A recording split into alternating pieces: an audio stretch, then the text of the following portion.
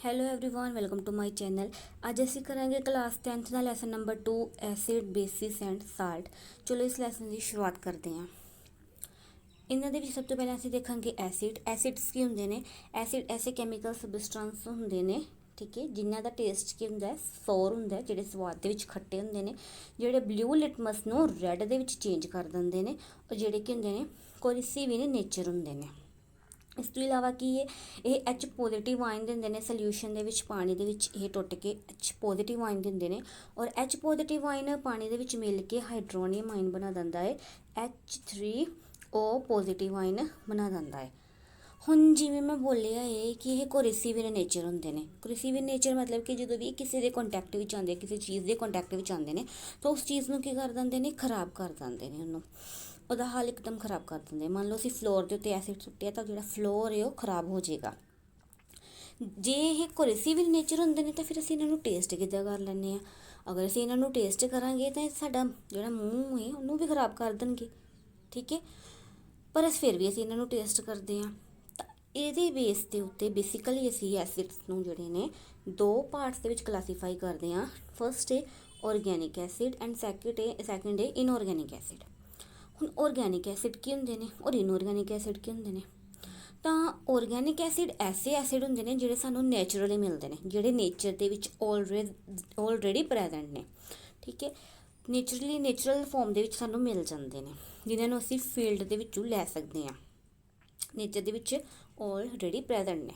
ਤਾਂ ਇਨਆਰਗੈਨਿਕ ਐਸਿਡ ਐਸੇ ਐਸਿਡ ਹੁੰਦੇ ਨੇ ਜਿਨ੍ਹਾਂ ਨੂੰ ਅਸੀਂ ਕੀ ਕਰਦੇ ਹਾਂ, ਲੈਬੋਰਟਰੀ ਦੇ ਵਿੱਚ ਖੁਦ ਪ੍ਰੀਪੇਅਰ ਕਰਦੇ ਹਾਂ। आई होप ऑर्गेनिक और इनऑर्गेनिक ਤੁਹਾਨੂੰ ਕਲੀਅਰ ਹੋ ਗਿਆ ਹੋਏਗਾ। ਨੈਕਸਟ ਹੈ ਆਰਗੈਨਿਕ ਸੋਰਸ ਆਫ ਐਸਿਡ ਦੇ ਆਰਗੈਨਿਕ ਸੋਰਸ ਕਿਹੜੇ ਨੇ। ਜਿਵੇਂ ਕਿ ਮੈਂ ਬੋਲਿਆ ਕਿ ਸਾਨੂੰ ਆਰਗੈਨਿਕ ਐਸਿਡ ਜਿਹੜੇ ਨੇਚਰ ਦੇ ਵਿੱਚ ਹੀ ਮਿਲ ਜਾਂਦੇ ਨੇ, ਤਾਂ ਅਸੀਂ ਉਹਨਾਂ ਦੀ ਐਗਜ਼ਾਮਪਲ ਦੇਖ ਸਕਦੇ ਹਾਂ। ਲੈਮਨ, ਠੀਕ ਹੈ, ਇਹਦੇ 'ਚ ਸਿਟਰਿਕ ਐਸਿਡ ਪ੍ਰੈਜ਼ੈਂਟ ਹੁੰਦਾ। ਟਾਮਾਰਿੰਡ, ਇਮਲੀ ਦੇ ਵਿੱਚ ਟਾਰਟੈਰਿਕ ਐਸਿਡ ਪ੍ਰੈਜ਼ੈਂਟ ਹੁੰਦਾ। ਐਪਲ, ਜਿਹੜਾ ਸੇਬ ਹੈ ਖੱਟਾ ਮਿੱਠਾ ਹੁੰਦਾ, ਤਾਂ ਉਹਦੇ 'ਚ ਮੈਲਿਕ ਐਸਿਡ ਹੁੰਦਾ। ਕਰਡ ਦੇ ਵਿੱਚ ਲੈਕਟਿਕ ਐਸਿਡ ਹੁੰਦਾ। ਆਂਟ ਐਂਡ ਬੀ, ਉਹਨਾਂ ਦੇ ਵਿੱਚ ਫੋਰਮਿਕ ਐਸਿਡ ਪ੍ਰੈਜ਼ੈਂਟ ਹੁੰਦਾ।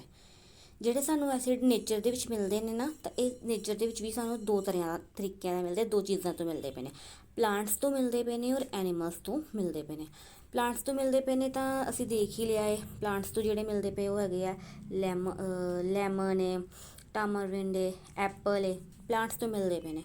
ਤਾਂ ਜਿਹੜੇ ਸਾਨੂੰ ਮਿਲਦੇ ਪਏ ਨੇ ਐਨੀਮਲਸ ਤੋਂ, ਉਹ ਕਰਡ ਆ ਜਾਂਦਾ, ਮਿਲਕ ਮਿਲਿਆ ਐਨੀਮਲ ਤੋਂ, ਔਰ ਅਸੀਂ ਮਿਲਕ ਨੂੰ ਕਰਡ ਦੇ ਵਿੱਚ ਚੇਂਜ ਕੀਤਾ। ਉਸ ਤੋਂ ਇਲਾਵਾ ਆਂਟ ਐਂਡ ਬੀ, ਤਾਂ ਕੁਐਸਚਨ ਹੁੰਦਾ ਕਿ ਆਂਟ ਐਂਡ ਬੀ ਮਤਲਬ ਕਿ ਕੀੜੀਆਂ ਔਰ ਬੀਜ਼ ਦੇ ਵਿੱਚ ਵੀ ਐਸਿਡ ਹੁੰਦਾ, ਇਹ ਕਿੱਦਾਂ ਹੋ ਸਕਦਾ। ਤਾਂ ਜਦੋਂ ਆਂਟ ਜਾਂ ਬੀ ਸਾਨੂੰ ਡੰਕ ਮਾਰਦੀ ਏ, ਸਾਡੇ ਸਾਨੂੰ ਮਤਲਬ ਕੱਟਦੀ ਏ, ਤਾਂ ਸਾਡੀ ਸਕਿਨ ਦੇ ਉੱਤੇ ਇਰੀਟੇਸ਼ਨ ਹੁੰਦੀ ਏ, ਰੈਸ਼ਿਸ ਪੈ ਜਾਂਦੇ ਨੇ, ਠੀਕ ਹੈ, ਇਚਿੰਗ ਹੁੰਦੀ ਹੈ। ਤਾਂ ਉਹ ਕਿਉਂ ਹੁੰਦਾ ਹੈ, ਕਿਉਂਕਿ ਉਹਨਾਂ ਦੇ ਸਟਿੰਗ ਦੇ ਵਿੱਚ ਕੀ ਹੁੰਦਾ ਹੈ, ਜਿਹੜਾ ਸਟਿੰਗ ਮਾਰਦੀਆਂ, ਡੰਗ ਮਾਰਦੀਆਂ ਨੇ, ਉਹਨਾਂ ਦੇ ਸਟਿੰਗ ਦੇ ਵਿੱਚ, ਉਹਨਾਂ ਦੇ ਡੰਗ ਦੇ ਵਿੱਚ ਕੀ ਹੁੰਦਾ ਹੈ, ਫੋਰਮਿਕ ਐਸਿਡ ਪ੍ਰੈਜ਼ੈਂਟ ਹੁੰਦਾ ਹੈ। ਜਦੋਂ ਉਹ ਫੋਰਮਿਕ ਐਸਿਡ ਸਾਡੀ ਸਕਿਨ ਦੇ ਉੱਤੇ ਆਉਂਦਾ ਤਾਂ ਸਾਡੀ ਸਕਿਨ ਨੂੰ ਕੀ ਹੁੰਦੀ ਹੈ, ਇਰੀਟੇਸ਼ਨ ਹੁੰਦੀ ਹੈ, ਖਾਰਸ਼ ਹੁੰਦੀ ਹੈ। ਤਾਂ ਇਸ ਤਰ੍ਹਾਂ ਸਾਨੂੰ ਜਿਹੜੇ ਆਰਗੈਨਿਕ ਐਸਿਡ ਨੇ ਪਲਾਂਟਸ ਔਰ ਐਨੀਮਲਸ ਦੋਵਾਂ ਤੋਂ ਮਿਲਦੇ ਨੇ।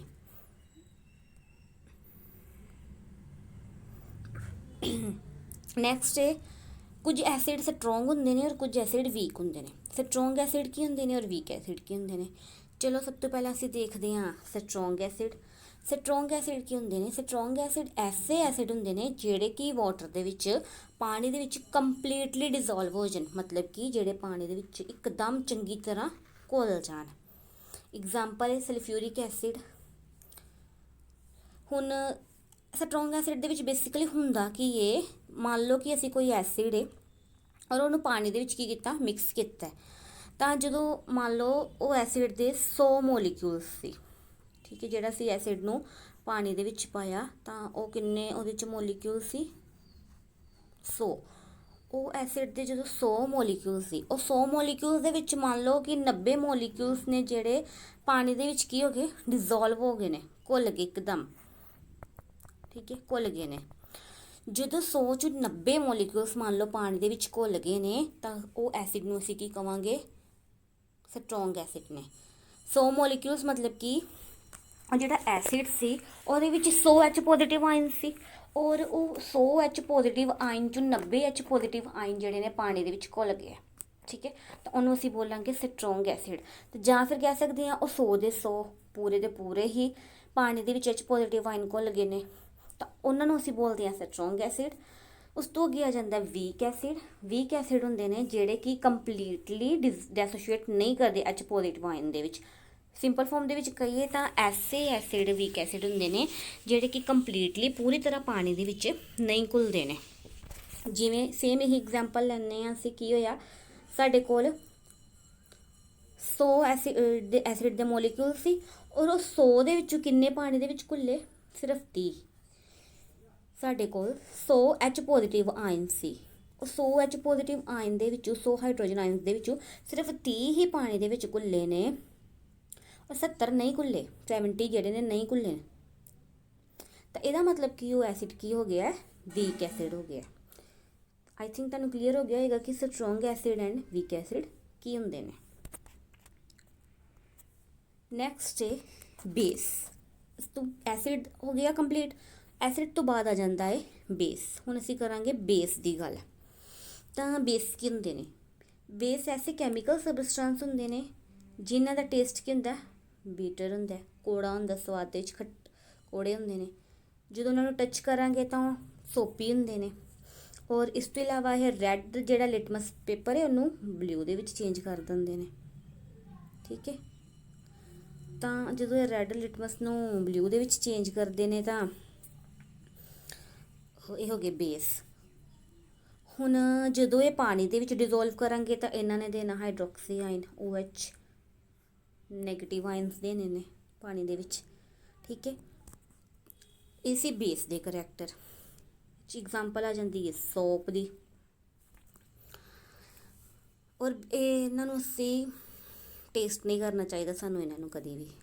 ਐਂਡ ਉਸ ਤੋਂ ਬਾਅਦ ਆ ਜਾਂਦਾ ਹੈ ਐਲਕਲਾਈਜ਼। ਕਹਿੰਦੇ ਵਟ ਆਰ ਐਲਕਲਾਈਜ਼? ਐਲਕਲਾਈਜ਼ ਕੀ ਹੁੰਦੀਆਂ ਨੇ?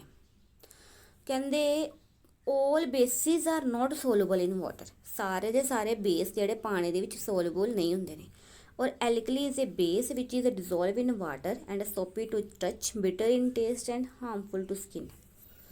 ਮਤਲਬ ਕਿ ਇਹ ਬੇਸਿਕਲੀ ਅਗਰ ਸਿੰਪਲ ਵਰਡਸ ਦੇ ਵਿੱਚ ਗੱਲ ਕਰੀਏ ਤਾਂ ਮਤਲਬ ਕਿ ਜਿਹੜੇ ਬੇਸ ਪਾਣੀ ਦੇ ਵਿੱਚ ਡਿਜ਼ੋਲਵ ਹੋ ਜਾਂਦੇ ਨੇ ਨਾ ਪ੍ਰੋਪਰ ਤਰੀਕੇ ਦੇ ਨਾਲ, ਇੱਕਦਮ ਘੁਲ ਜਾਂਦੇ ਨੇ, ਉਹਨਾਂ ਨੂੰ ਅਸੀਂ ਐਲਕਲੀ ਬੋਲਦੇ ਹਾਂ। ਤਾਂ ਐਲਕਲੀ ਕੀ ਹੈ? ਐਲਕਲੀ ਐਸੇ ਬੇਸ ਹੁੰਦੇ ਨੇ ਜਿਹੜੇ ਪਾਣੀ ਦੇ ਵਿੱਚ ਪ੍ਰੋਪਰ ਤਰੀਕੇ ਨਾਲ ਘੁਲ ਜਾਂਦੇ ਨੇ। ਠੀਕ ਹੈ, ਜਿਹੜੇ ਬੇਸ ਇੱਕਦਮ ਸਹੀ ਤਰੀਕੇ ਨਾਲ ਘੁਲ ਗਏ ਪਾਣੀ ਦੇ ਵਿੱਚ, ਪ੍ਰੋਪਰ ਡਿਜ਼ੋਲਵ ਹੋ ਗਏ, ਉਹਨਾਂ ਨੂੰ ਅਸੀਂ ਐਲਕਲੀ ਬੋਲਾਂਗੇ, ਅਤੇ ਜਿਹੜੇ ਨਹੀਂ ਹੋਏ ਤਾਂ ਉਹਨਾਂ ਨੂੰ ਬੇਸ ਬੋਲਾਂਗੇ। ਠੀਕ ਹੈ, ਇਹ ਸੀ ਐਲਕਲਾਈਜ਼। ਔਰ ਇਹਨਾਂ ਦੇ ਐਗਜ਼ਾਮਪਲ ਹੈ ਸੋਡੀਅਮ ਹਾਈਡਰੋਕਸਾਈਡ, ਪੋਟਾਸ਼ੀਅਮ ਹਾਈਡਰੋਕਸਾਈਡ। ਜਿੱਦਾਂ ਅਸੀਂ ਸਟਰੋਂਗ ਐਸਿਡ ਔਰ ਜਿੱਦਾਂ ਅਸੀਂ ਸਟਰੋਂਗ ਐਸਿਡ ਔਰ ਵੀਕ ਐਸਿਡ ਪੜ੍ਹਿਆ ਸੀ, ਇਸ ਤਰ੍ਹਾਂ ਹੀ ਕੀ ਹੁੰਦੇ ਨੇ ਸਟਰੋਂਗ ਬੇਸ ਤੇ ਵੀਕ ਬੇਸ ਹੁੰਦੇ ਨੇ। ਪਹਿਲਾਂ ਅਸੀਂ ਦੇਖਦੇ ਹਾਂ ਸਟਰੋਂਗ ਬੇਸ ਕੀ ਹੁੰਦੇ ਨੇ। ਜਿੱਦਾਂ ਕਿ ਇਹ 'ਚ ਕੀ ਆਉਣਾ ਹੈ, ਸਟਰੋਂਗ ਬੇਸ ਉਹ ਬੇਸ ਹੁੰਦੇ ਨੇ ਜਿਹੜੇ ਕਿ ਪਾਣੀ ਦੇ ਵਿੱਚ ਕੰਪਲੀਟਲੀ ਕੀ ਹੋ ਜਾਂਦੇ ਨੇ? ਡਿਜ਼ੋਲਵ ਹੋ ਜਾਂਦੇ ਨੇ। ਡਿਜ਼ੋਲਵ ਹੋ ਕੇ ਮਤਲਬ ਅਗਰ ਅਸੀਂ ਐਗਜ਼ਾਮਪਲ ਲੈ ਕੇ ਦੇਖੀਏ ਤਾਂ ਮੰਨ ਲਓ ਸਾਡੇ ਕੋਲ ਸੇਮ ਉਹੀ ਐਗਜ਼ਾਮਪਲ ਹੈ ਕਿ ਸਾਡੇ ਕੋਲ 100 HO ਨੈਗੇਟਿਵ ਆਇਨ ਸੀ, ਔਰ 100 ਦੇ ਵਿੱਚੋਂ 100 ਦੇ 100 ਹੀ ਪਾਣੀ ਦੇ ਵਿੱਚ ਕੀ ਹੋਇਆ? ਘੁਲ ਗਏ ਨੇ। 100 ਦੇ ਵਿੱਚੋਂ 100 ਪਾਣੀ ਦੇ ਵਿੱਚ ਘੁਲ ਗਏ ਨੇ, ਜਾਂ 90 ਪਾਣੀ ਦੇ ਘੁਲ ਗਏ ਨੇ, ਤਾਂ ਉਹ ਸਟਰੋਂਗ ਬੇਸ ਹੋ ਜਾਂਦੇ ਨੇ। ਐਗਜ਼ਾਮਪਲ ਆ ਜਾਂਦਾ ਹੈ ਸੋਡੀਅਮ ਹਾਈਡਰੋਕਸਾਈਡ ਅਤੇ ਪੋਟਾਸ਼ੀਅਮ ਹਾਈਡਰੋਕਸਾਈਡ। ਤਾਂ ਦੂਸਰਾ ਹੈ ਵੀਕ ਬੇਸ। ਤਾਂ ਵੀਕ ਬੇਸ ਕੀ ਹੁੰਦੇ ਨੇ? ਜਿਹੜੇ ਕਿ ਪਾਰਸ਼ਲੀ ਸੋਲੂਬਲ ਹੁੰਦੇ ਨੇ ਪਾਣੀ ਦੇ ਵਿੱਚ, ਜਿਹੜਾ ਕਿ ਪਾਣੀ ਦੇ ਵਿੱਚ ਪ੍ਰੋਪਰ ਤਰੀਕੇ ਨਾਲ ਪੂਰੀ ਤਰ੍ਹਾਂ ਨਹੀਂ ਘੁਲਦੇ ਨੇ। ਜਿਵੇਂ ਮੰਨ ਲਓ 100 ਸਾਡੇ ਕੋਲ ਬੇਸ ਸੀ, ਮਤਲਬ ਕਿ 100 ਸਾਡੇ ਕੋਲ OH ਨੈਗੇਟਿਵ ਆਇਨ ਸੀ, ਤਾਂ 100 ਦੇ ਵਿੱਚੋਂ ਕਿੰਨੇ ਘੁੱਲੇ ਨੇ? ਸਿਰਫ 30 ਘੁੱਲੇ ਨੇ। ਤਾਂ ਬਾਕੀ OH ਨੈਗੇਟਿਵ ਆਇਨ ਜਿਹੜੇ ਰਹਿ ਗਏ ਨੇ, ਤਾਂ ਉਹਨਾਂ ਨੂੰ ਅਸੀਂ ਕੀ ਬੋਲਾਂਗੇ? Weak base. ਤਾਂ ਫਿਰ ਇੱਕ ਵਾਰੀ ਮੈਂ ਰਿਵਾਈਜ਼ ਕਰਵਾ ਦਿੰਦੀ ਹਾਂ। ਸਟਰੋਂਗ ਬੇਸ ਕੀ ਹੁੰਦੇ ਨੇ? ਸਟਰੋਂਗ ਬੇਸ ਐਸੇ ਬੇਸ ਹੁੰਦੇ ਨੇ ਜਿਹੜੇ ਕਿ ਪ੍ਰੋਪਰ ਤਰੀਕੇ ਦੇ ਨਾਲ ਪਾਣੀ ਦੇ ਵਿੱਚ ਘੁਲ ਜਾਂਦੇ ਨੇ। ਮਤਲਬ ਕਿ ਅਗਰ ਸਾਡੇ ਕੋਲ 100 OH ਨੈਗੇਟਿਵ ਆਇਨ ਨੇ, 100 HO ਨੈਗੇਟਿਵ ਆਇਨਸ ਨੇ, ਤਾਂ 100 ਦੇ 100 ਹੀ ਪਾਣੀ ਦੇ ਵਿੱਚ ਡਿਜ਼ੋਲਵ ਹੋ ਗਿਆ ਹੈ, ਕੋਈ ਵੀ ਨਹੀਂ ਰਹਿ ਗਿਆ, ਤਾਂ ਉਹ ਹੋ ਗਿਆ ਹੈ ਸਟਰੋਂਗ ਬੇਸ। ਔਰ ਅਗਰ ਸਾਡੇ ਕੋਲ ਵੀਕ ਬੇਸ ਦੀ ਗੱਲ ਕਰੀਏ ਤਾਂ ਅਗਰ ਮਤਲਬ ਕਿ ਸਾਡੇ ਕੋਲ 100 OH ਨੈਗੇਟਿਵ ਆਇਨ ਨੇ ਔਰ ਉਹਦੇ 'ਚ ਸਿਰਫ 30 OH ਨੈਗੇਟਿਵ ਆਇਨ ਹੀ ਪਾਣੀ ਦੇ ਵਿੱਚ ਘੁੱਲੇ ਨੇ, ਤੇ ਇਹਦਾ ਮਤਲਬ ਕਿ ਉਹ ਕੀ ਹੈ? ਵੀਕ ਬੇਸ ਹੈ। ਉਹ ਪੂਰੀ ਤਰ੍ਹਾਂ ਸੋਲੂਬਲ ਨਹੀਂ ਹੈ ਪਾਣੀ ਦੇ ਵਿੱਚ, ਉਹ ਕੀ ਹੈ? ਪਾਰਸ਼ਲੀ ਸੋਲੂਬਲ ਹੈ ਪਾਣੀ ਦੇ ਵਿੱਚ। ਠੀਕ ਹੈ। ਨੈਕਸਟ ਹੈ ਇੰਡੀਕੇਟਰਸ। ਇੰਡੀਕੇਟਰਸ ਕੀ ਹੁੰਦੇ ਨੇ? ਹੁਣ ਜਿੱਦਾਂ ਕਿ ਅਸੀਂ ਕਿਸੇ ਚੀਜ਼ ਨੂੰ ਦੇਖ ਲੈਂਦੇ ਹਾਂ, ਠੀਕ ਹੈ, ਤੇ ਸਾਨੂੰ ਉਹਦੀ ਅਪੀਅਰੈਂਸ ਨੂੰ ਦੇਖ ਕੇ ਪਤਾ ਲੱਗ ਜਾਂਦਾ ਕਿ ਚੀਜ਼ ਕੀ ਹੈ। ਅਗਰ ਕੋਈ ਪੇੜ ਦੇਖਦੇ ਹਾਂ ਤਾਂ ਸਾਨੂੰ ਉਹਦੇ ਪੱਤੀਆਂ ਤੋਂ ਜਾਂ ਉਹਦੀ ਹਾਈਟ ਵਗੈਰਾ ਦੇਖ ਕੇ ਪਤਾ ਲੱਗ ਜਾਂਦਾ ਕਿ ਹਾਂ ਕਿਸ ਚੀਜ਼ ਦਾ ਦਰਖਤ ਹੈ। ਅਤੇ ਜਿਸ ਤਰ੍ਹਾਂ ਸਾਡੀ ਕਾਰਸ ਨੂੰ ਹੈਡਲਾਈਟਸ ਲੱਗੀਆਂ ਹੁੰਦੀਆਂ ਨੇ, ਠੀਕ ਹੈ, ਸਾਡੀ ਕਾਰਸ ਦੇ ਵਿੱਚ ਇੰਡੀਕੇਟਰ ਲੱਗੇ ਹੁੰਦੇ ਨੇ ਕਿ ਜਦੋਂ ਅਸੀਂ ਲੈਫਟ ਟਰਨ ਕਰਨਾ ਜਾਂ ਰਾਈਟ ਟਰਨ ਕਰਨਾ ਤਾਂ ਅਸੀਂ ਇੰਡੀਕੇਟਰ ਨੂੰ ਔਨ ਕਰ ਦਿੰਦੇ ਹਾਂ, ਤਾਂ ਪਿੱਛੇ ਵਾਲੀ ਗੱਡੀ ਨੂੰ ਪਤਾ ਲੱਗ ਜਾਂਦਾ ਕਿ ਇਸ ਗੱਡੀ ਨੇ ਹੁਣ ਰਾਈਟ ਟਰਨ ਕਰਨਾ ਹੈ ਜਾਂ ਲੈਫਟ ਟਰਨ ਕਰਨਾ। ਤਾਂ ਇੱਦਾਂ ਹੀ ਸਾਡੇ ਐਸਿਡ ਔਰ ਬੇਸਿਸ ਨੂੰ ਪਤਾ ਕਰਨ ਦੇ ਲਈ ਕਿ ਸਾਡੇ ਕੋਲ ਜਿਹੜਾ ਸਲਿਊਸ਼ਨ ਹੈ, ਗਿਵਨ ਸਲਿਊਸ਼ਨ ਹੈ, ਉਹ ਐਸਿਡ ਦਾ ਹੈ ਜਾਂ ਬੇਸ ਦਾ ਹੈ, ਤਾਂ ਸਾਡੇ ਕੋਲ ਕੀ ਹੁੰਦੇ ਨੇ? ਇੰਡੀਕੇਟਰਸ ਹੁੰਦੇ ਨੇ। ਤਾਂ ਇੱਕ ਐਗਜ਼ਾਮਪਲ ਡੈਫੀਨੇਸ਼ਨ ਦੇਖ ਲਈਏ। ਇਹ ਸਬਸਟੈਂਸ ਹੁੰਦੇ ਨੇ ਜਿਹੜੇ ਕੀ ਕਰਦੇ ਨੇ? ਡਿਫਰੈਂਟ ਕਲਰ ਦਿੰਦੇ ਨੇ ਐਸਿਡ ਔਰ ਬੇਸਿਕ ਸੋਲਿਊਸ਼ਨ ਦੇ ਵਿੱਚ। ਜਦੋਂ ਅਸੀਂ ਇਹਨਾਂ ਨੂੰ ਇੰਡੀਕੇਟਰਸ ਨੂੰ ਐਸਿਡ ਜਾਂ ਬੇਸ ਦੇ ਵਿੱਚ ਪਾਵਾਂਗੇ ਤਾਂ ਇਹਨਾਂ ਨੇ ਅਲੱਗ-ਅਲੱਗ ਤਰ੍ਹਾਂ ਦਾ ਕਲਰ ਦੇਣਾ। ਇੰਡੀਕੇਟਰ ਦੀਆਂ ਟਾਈਪਸ ਦੇਖ ਲਈਏ। 4 ਤਰ੍ਹਾਂ ਦੇ ਇੰਡੀਕੇਟਰਸ ਸਾਨੂੰ ਦੇਖਣ ਨੂੰ ਮਿਲਦੇ ਨੇ। ਉਹ ਕਿਹੜੇ-ਕਿਹੜੇ ਨੇ? Natural indicator, synthetic indicator, olfactory indicator and universal indicator. ਹੁਣ ਇਹਨਾਂ ਦੀ ਅਸੀਂ ਟਰਮਸ ਨੂੰ ਵਾਰੀ-ਵਾਰੀ ਪੜ੍ਹ ਲੈਂਦੇ ਹਾਂ। ਦੇਖੋ, ਸਭ ਤੋਂ ਪਹਿਲਾਂ ਆ ਜਾਂਦਾ ਨੈਚੁਰਲ ਇੰਡੀਕੇਟਰ, ਅਤੇ ਇਹਦੇ ਨਾਮ ਤੋਂ ਹੀ ਨੈਚੁਰਲ ਇੰਡੀਕੇਟਰ ਦੇ ਨਾਮ ਤੋਂ ਹੀ ਸਾਨੂੰ ਕਲੀਅਰ ਹੈ ਕਿ ਮਤਲਬ ਕਿ ਅਸੀਂ ਨੇਚਰ ਤੋਂ ਲੈ ਰਹੇ ਹਾਂ, ਸਾਨੂੰ ਕੁਦਰਤੀ ਤੌਰ 'ਤੇ ਨੇਚਰ ਵੱਲੋਂ ਮਿਲਦੇ ਪਏ ਨੇ। ਇਹਨਾਂ ਨੂੰ ਅਸੀਂ ਖੁਦ ਪ੍ਰੀਪੇਅਰ ਕਰ ਰਹੇ ਹਾਂ ਨੇਚਰ ਤੋਂ ਲੈ ਕੇ, ਮਤਲਬ ਕਿ ਜਿਹੜੇ ਆਲਰੇਡੀ ਹੀ ਨੇਚਰ ਦੇ ਵਿੱਚ ਪ੍ਰੈਜ਼ੈਂਟ ਹੈ। ਤਾਂ ਦੇਖ ਲਓ ਕਿੱਦਾਂ ਹੈ ਉਹ। ਲਿਟਮਸ ਸੋਲਿਊਸ਼ਨ ਹੈ ਪਹਿਲਾ ਇੰਡੀਕੇਟਰ ਹੈ, ਲਿਟਮਸ ਸੋਲਿਊਸ਼ਨ। ਤਾਂ ਲਿਟਮਸ ਸੋਲਿਊਸ਼ਨ ਸਾਨੂੰ ਕਿੱਥੋਂ ਮਿਲਦਾ ਪਿਆ? ਲਾਈਕਨਸ ਤੋਂ ਮਿਲਦਾ ਪਿਆ ਹੈ। ਲਾਈਕਨਸ ਐਨੀਮਲਸ ਦੇ ਫੋਰਮ ਹੈ ਔਰ ਲਾਈਕਨਸ ਤੋਂ ਮਿਲਦਾ ਪਿਆ। ਤਾਂ ਜਦੋਂ ਜਿਹੜੇ ਲਿਟਮਸ ਸੋਲਿਊਸ਼ਨ ਹੁੰਦਾ, ਇਹ ਤਾਂ ਖੁਦ ਦਾ ਕਲਰ ਕੀ ਹੈ? ਪਰਪਲ ਹੈ। ਅਤੇ ਜਦੋਂ ਅਸੀਂ ਇਹਨੂੰ ਐਸਿਡ ਦੇ ਵਿੱਚ ਪਾਵਾਂਗੇ, ਮਤਲਬ ਕਿ ਅਸੀਂ ਐਸਿਡ ਦਾ ਸੋਲਿਊਸ਼ਨ ਲਿਆ, ਐਸਿਡ ਦੇ ਸੋਲਿਊਸ਼ਨ ਦੇ ਵਿੱਚ ਅਸੀਂ ਜਿਹੜਾ ਪਰਪਲ ਕਲਰ ਦਾ ਲਿਟਮਸ ਸੋਲਿਊਸ਼ਨ ਹੈ ਪਾਇਆ, ਤਾਂ ਐਸਿਡ ਜਿਹੜਾ ਹੀ ਰੈੱਡ ਦੇ ਵਿੱਚ ਚੇਂਜ ਹੋ ਗਿਆ। ਅਗਰ ਅਸੀਂ ਇਹਨੂੰ ਬੇਸ ਦੇ ਵਿੱਚ ਪਾਇਆ ਤਾਂ ਬਲੂ ਦੇ ਵਿੱਚ ਚੇਂਜ ਹੋ ਗਿਆ। ਠੀਕ ਹੈ। ਟਰਮਰਿਕ, ਹਲਦੀ ਨੈਚੁਰਲ ਇੰਡੀਕੇਟਰ ਹੈ। ਹਲਦੀ ਦਾ ਨੈਚੁਰਲ ਕਲਰ ਕਿਹੜਾ? ਯੈਲੋ ਹੈ। ਔਰ ਜਦੋਂ ਅਸੀਂ ਇਹਨੂੰ ਐਸਿਡ ਦੇ ਕੰਟੈਕਟ ਵਿੱਚ ਲਿਆਉਂਦੇ ਹਾਂ, ਹਲਦੀ ਨੂੰ ਅਸੀਂ ਐਸਿਡ ਦੇ ਵਿੱਚ ਪਾਉਂਦੇ ਹਾਂ, ਕੋਈ ਚੇਂਜ ਨਹੀਂ ਆਉਂਦਾ, ਕਲਰ ਯੈਲੋ ਦਾ ਯੈਲੋ ਰਹਿੰਦਾ। ਪਰ ਜਦੋਂ ਇਹਨੂੰ ਬੇਸ ਦੇ ਕੰਟੈਕਟ ਵਿੱਚ ਲਿਆਉਂਦੇ ਹਾਂ ਤਾਂ ਇਹ ਰੈਡਿਸ਼ ਬਰਾਊਨ ਕਲਰ ਹੋ ਜਾਂਦਾ। ਤੁਸੀਂ ਦੇਖਿਆ ਨਾ, ਜਦੋਂ ਅਸੀਂ ਹਲਦੀ ਲੱਗੇ, ਅਗਰ ਵਾਈਟ ਕੱਪੜੇ 'ਤੇ ਕਿਸੇ 'ਤੇ ਹਲਦੀ ਲੱਗੀ ਹੈ ਤਾਂ ਉਹਨੂੰ ਜਦੋਂ ਅਸੀਂ ਸਾਬਣ ਦੇ ਨਾਲ ਸਾਫ਼ ਕਰਦੇ ਹਾਂ, ਸਾਬਣ ਲਗਾਉਂਦੇ ਹਾਂ, ਤਾਂ ਉਹਦਾ ਜਿਹੜਾ ਹਲਦੀ ਦਾ ਯੈਲੋ ਕਲਰ ਹੈ ਉਹ ਚੇਂਜ ਹੋ ਜਾਂਦਾ ਰੈੱਡ ਬਰਾਊਨ ਕਲਰ ਦੇ ਵਿੱਚ। ਤਾਂ ਸਾਬਣ ਦੇ ਕੰਟੈਕਟ ਵਿੱਚ ਆਉਣਾ ਰੈੱਡ ਬਰਾਊਨ ਕਲਰ ਦੇ ਵਿੱਚ ਚੇਂਜ ਹੋ ਗਿਆ। ਤਾਂ ਇੱਥੋਂ ਪਤਾ ਲੱਗਦਾ ਪਿਆ ਸਾਨੂੰ ਕਿ ਸਾਬਣ ਕੀ ਹੈ, ਸੋਪ ਕੀ ਹੈ? ਬੇਸ ਹੈ। ਇਸ ਤੋਂ ਬਾਅਦ ਹੈ ਬੀਟਰੂਟ। ਬੀਟਰੂਟ ਦਾ ਕਲਰ ਕਿੱਦਾਂ ਦਾ ਹੁੰਦਾ? ਪਰਪਲ ਹੁੰਦਾ। ਔਰ ਐਸਿਡ ਦੇ ਵਿੱਚ ਪਾਵਾਂਗੇ ਤਾਂ ਪਰਪਲ ਹੀ ਰਹਿਣਾ, ਮਤਲਬ ਕਿ ਕਲਰ ਦੇ ਵਿੱਚ ਕੋਈ ਚੇਂਜ ਨਹੀਂ ਆਉਂਦਾ। ਪਰ ਜਦੋਂ ਇਹਨੂੰ ਬੀਟਰੂਟ ਦਾ ਸੋਲਿਊਸ਼ਨ ਅਸੀਂ ਬੇਸ ਦੇ ਵਿੱਚ ਪਾਵਾਂਗੇ ਤਾਂ ਯੈਲੋ ਕਲਰ ਦੇ ਵਿੱਚ ਚੇਂਜ ਹੋ ਜਾਣਾ। ਚਾਈਨਾ ਰੋਜ਼ ਸੋਲਿਊਸ਼ਨ, ਮਤਲਬ ਕਿ ਹਬਿਸਕਸ ਦਾ ਨੈਚੁਰਲ ਕਲਰ ਕਿਹੜਾ? ਰੈੱਡ ਹੈ। ਜਦੋਂ ਇਹਨੂੰ ਐਸਿਡ ਦੇ ਵਿੱਚ ਪਾਉਂਦੇ ਹਾਂ ਤਾਂ ਇਹ ਮਜੰਟਾ ਕਲਰ ਦਿੰਦਾ ਹੈ, ਔਰ ਜਦੋਂ ਇਹਨੂੰ ਬੇਸ ਦੇ ਵਿੱਚ ਪਾਉਂਦੇ ਹਾਂ ਤਾਂ ਇਹ ਸਾਨੂੰ ਗ੍ਰੀਨ ਕਲਰ ਦਿੰਦਾ ਹੈ। ਇਹ ਨੈਚੁਰਲ ਇੰਡੀਕੇਟਰ ਜਿਹੜੇ ਸਾਨੂੰ ਨੇਚਰ ਤੋਂ ਮਿਲਦੇ ਪਏ ਨੇ। ਆਈ ਹੋਪ ਕਲੀਅਰ ਹੋਏਗਾ। ਨੈਕਸਟ ਹੈ ਸਿੰਥੈਟਿਕ ਇੰਡੀਕੇਟਰ। ਸਿੰਥੈਟਿਕ ਇੰਡੀਕੇਟਰਸ ਕੀ ਹੁੰਦੇ ਨੇ? ਹੁਣ ਸਿੰਥੈਟਿਕ ਇੰਡੀਕੇਟਰਸ ਐਸੇ ਇੰਡੀਕੇਟਰਸ ਜਿਨ੍ਹਾਂ ਨੂੰ ਅਸੀਂ ਖੁਦ ਲੈਬੋਰਟਰੀ ਦੇ ਵਿੱਚ ਪ੍ਰੀਪੇਅਰ ਕਰਦੇ ਪਏ ਹਾਂ। ਸਿੰਥੈਟਿਕ ਇੰਡੀਕੇਟਰਸ ਕੀ ਨੇ? These indicators are prepared in laboratory to identify substance acid or base।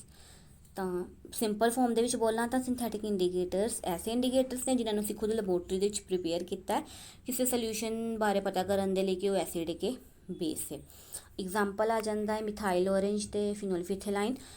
ਇਹ ਇਹਨਾਂ ਦੀ ਫੋਟੋ ਹੈ। ਮਿਥਾਈਲ ਔਰੇਂਜ ਤੁਸੀਂ ਦੇਖ ਸਕਦੇ ਹੋ ਇੰਡੀਕੇਟਰ ਪਹਿਲਾਂ ਵੀ ਮਿਥਾਈਲ ਔਰੇਂਜ, ਤੇ ਅਗਰ ਇਹਦਾ ਨੈਚੁਰਲ ਕਲਰ ਦੇਖੀਏ ਤਾਂ ਔਰੇਂਜ ਕਲਰ ਦਾ ਹੁੰਦਾ, ਦੇਖ ਸਕਦੇ ਹੋ ਤੁਸੀਂ ਇਹ ਔਰੇਂਜ ਕਲਰ ਦਾ ਹੈ।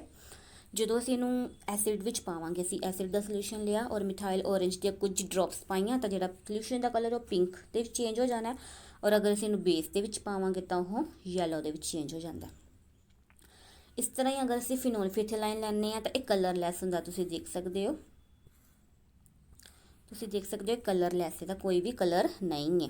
ਤਾਂ ਜਦੋਂ ਇਹਨੂੰ ਅਸੀਂ ਐਸਿਡ ਦੇ ਵਿੱਚ ਪਾਉਂਦੇ ਹਾਂ ਤਾਂ ਕੋਈ ਚੇਂਜ ਨਹੀਂ ਆਉਂਦਾ, ਬਿਲਕੁਲ ਜਿਹੜਾ ਕਲਰ ਹੈ ਉਸੇ ਕਲਰ ਦਾ ਰਹਿੰਦਾ, ਇਹ ਕਲਰਲੈਸ ਹੀ ਰਹਿੰਦਾ ਹੈ। ਔਰ ਜਦੋਂ ਇਹਨੂੰ ਬੇਸ ਦੇ ਵਿੱਚ ਪਾਉਂਦੇ ਹਾਂ ਤਾਂ ਕੀ ਇਹ ਸਾਨੂੰ ਪਿੰਕ ਕਲਰ ਦੇ ਜਾਂਦਾ। ਇਹ ਸੀ ਸਿੰਥੈਟਿਕ ਇੰਡੀਕੇਟਰਸ।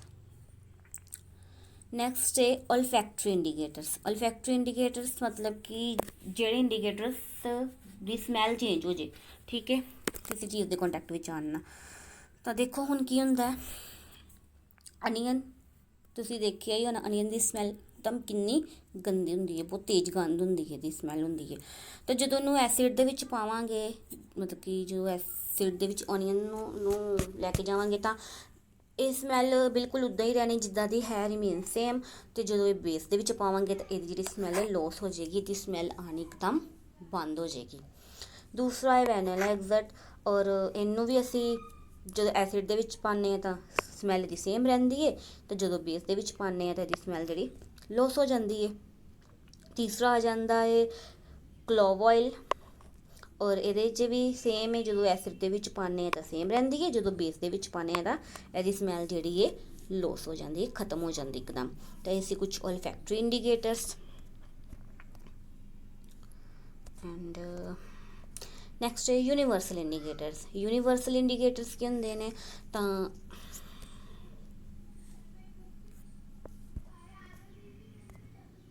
ਯੂਨੀਵਰਸਲ ਇੰਡੀਕੇਟਰਸ ਕੀ ਹੁੰਦੇ ਨੇ, ਇਹ ਵੀ ਕੁਝ ਆਰਗੈਨਿਕ ਸਬਸਟੈਂਸ ਦਾ ਮਿਕਸਚਰ ਹੁੰਦਾ ਹੈ ਜਿਹਨੂੰ ਅਸੀਂ ਯੂਜ਼ ਕਰਦੇ ਹਾਂ, ਮਤਲਬ ਕਿ ਜਿਹਨੂੰ ਅਸੀਂ ਯੂਜ਼ ਕਰਦੇ ਹਾਂ ਐਸਿਡ ਔਰ ਬੇਸਿਕ ਨੇਚਰ ਦਾ ਪਤਾ ਲਗਾਉਣ ਦੇ ਲਈ। ਔਰ ਇਹ ਕਾਹਦੇ 'ਤੇ ਵਰਕ ਕਰਦੇ ਨੇ, ਪੀਐਚ ਵੈਲਿਊਜ਼ 'ਤੇ ਵਰਕ ਕਰਦੇ ਨੇ, ਸੋਲਿਊਸ਼ਨ ਦੀ ਪੀਐਚ ਵੈਲਿਊ 'ਤੇ। ਜਿੰਨੀ ਸੋਲਿਊਸ਼ਨ ਦੀ ਪੀਐਚ ਵੈਲਿਊ ਹੋਏਗੀ ਉਹਦੇ ਹਿਸਾਬ ਨਾਲ ਹੀ ਸੋਲਿਊਸ਼ਨ ਦਾ ਜਿਹੜਾ ਕਲਰ ਚੇਂਜ ਹੋਣਾ ਸ਼ੁਰੂ ਹੋ ਜਾਂਦਾ। ਤਾਂ ਜਦੋਂ ਮੰਨ ਲਓ ਕਿਸੇ ਸੋਲਿਊਸ਼ਨ ਦੀ ਪੀਐਚ ਵੈਲਿਊ ਕੀ ਹੈ 7 ਹੈ, ਪੀਐਚ ਵੈਲਿਊ 7 ਮਤਲਬ ਕਿ ਹੁਣ ਸੋਲਿਊਸ਼ਨ ਦੀ ਪੀਐਚ ਵੈਲਿਊ ਕੀ ਹੈ 7 ਹੈ, ਤਾਂ ਉਹ ਸੋਲਿਊਸ਼ਨ ਨਾ ਹੀ ਐਸਿਡ ਹੋਣਾ, ਨਾ ਹੀ ਬੇਸ ਹੋਣਾ, ਕੀ ਹੋਣਾ ਨਿਊਟਰਲ ਹੋਣਾ, ਠੀਕ ਹੈ। ਨਿਊਟਰਲ ਮਤਲਬ ਕਿ ਕੁਛ ਵੀ ਨਹੀਂ, ਨਾ ਐਸਿਡ ਹੈ ਨਾ ਬੇਸ ਹੈ, ਵਿਚਕਾਰ ਜੇ ਆ ਗਿਆ ਇੱਕਦਮ, ਠੀਕ ਹੈ। ਜਿਵੇਂ ਅਸੀਂ ਅਗਰ ਕੋਈ ਫਿਲਮ ਦੇਖੀਏ ਨਾ ਤਾਂ ਉਹ 'ਚ ਇੱਕ ਵਿਲਨ ਹੁੰਦਾ, ਇੱਕ ਹੀਰੋ ਹੁੰਦਾ, ਤਾਂ ਵਿੱਚ ਇੱਕ ਕਮੇਡੀਅਨ ਟਾਈਪ ਦਾ ਇਨਸਾਨ ਹੁੰਦਾ, ਤਾਂ ਉਹਨੂੰ ਅਸੀਂ ਬੋਲ ਸਕਦੇ ਹਾਂ ਨਿਊਟਰਲ ਹੈ, ਠੀਕ ਹੈ। ਉਸ ਤੋਂ ਬਾਅਦ ਜਦੋਂ ਪੀਐਚ ਵੈਲਿਊ 6 5 4 3 2 1 0 ਆ ਰਹੀ ਹੈ, ਠੀਕ ਹੈ, ਕਿਸੇ ਸੋਲਿਊਸ਼ਨ ਦੀ, ਤਾਂ ਉਹ ਕੀ ਹੈ ਐਸਿਡਿਕ ਨੇ, ਉਹਨਾਂ ਦਾ ਨੇਚਰ ਕੀ ਹੈ ਐਸਿਡ ਹੈ, ਤੇਜ਼ਾਬੀ ਹੈ।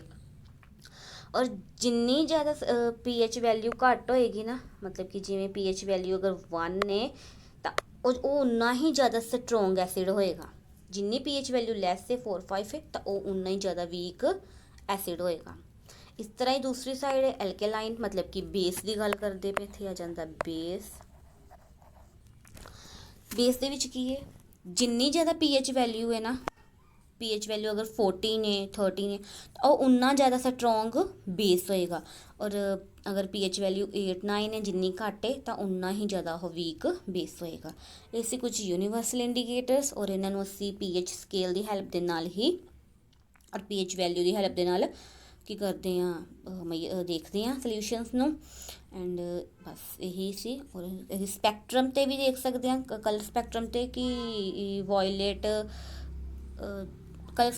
ਤਾਂ ਨੈਕਸਟ ਨੇ ਐਸਿਡ ਰਿਐਕਟ ਵਿਦ ਮੈਟਲਸ। ਇਹ ਵੀ ਮੈਟਲਸ ਦੀਆਂ ਇਹ ਵੀ ਐਸਿਡ ਦੀਆਂ ਕੈਮੀਕਲ ਪ੍ਰੋਪਰਟੀਜ਼। ਤਾਂ ਦੇਖਾਂਗੇ ਅਸੀਂ ਜਦੋਂ ਐਸਿਡ ਮੈਟਲ ਦੇ ਨਾਲ ਰਿਐਕਟ ਕਰਦਾ ਤਾਂ ਕੀ ਹੁੰਦਾ।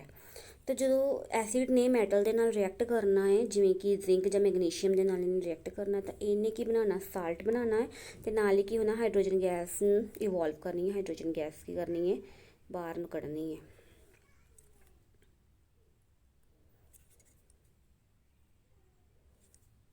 ਵੇਟ ਤਾਂ ਨਿਸ਼ਾਨ ਬਣਾ ਦਾਂ ਇੱਥੇ।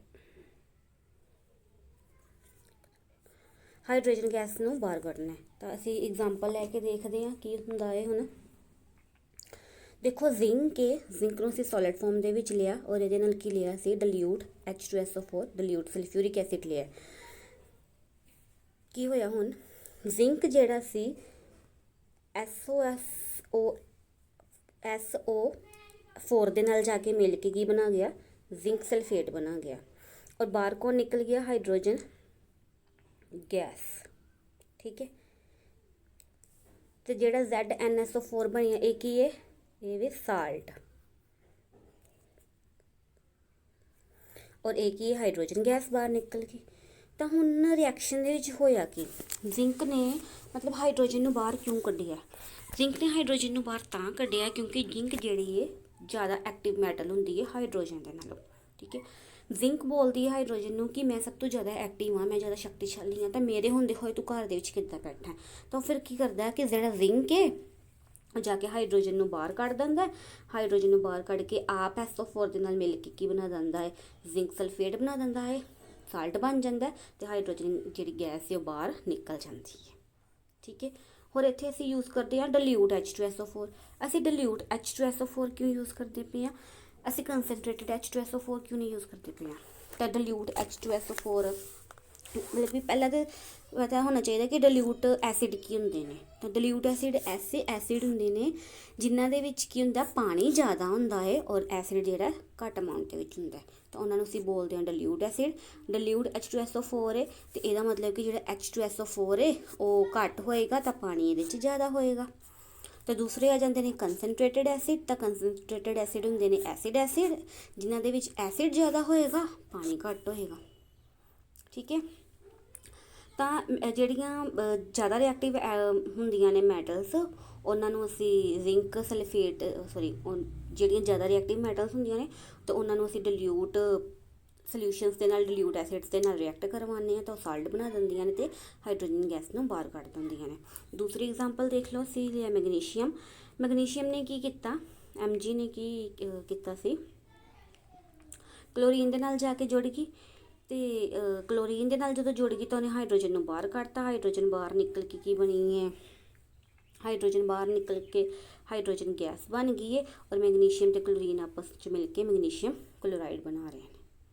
ठीक है आई होप तुहानूं क्लीयर हो गया है कि एसिड ने जो मैटल के नाल रिएक्ट करदियां ने तो की हुंदा है जो एसिड मैटल के नाल रिएक्ट करदियां ने तो वह साल्ट बनांदियां ने नाल की करदियां ने हाइड्रोजन गैस नूं इवॉल्व करदियां हाइड्रोजन गैस बाहर कढ़दियां ने। ठीक है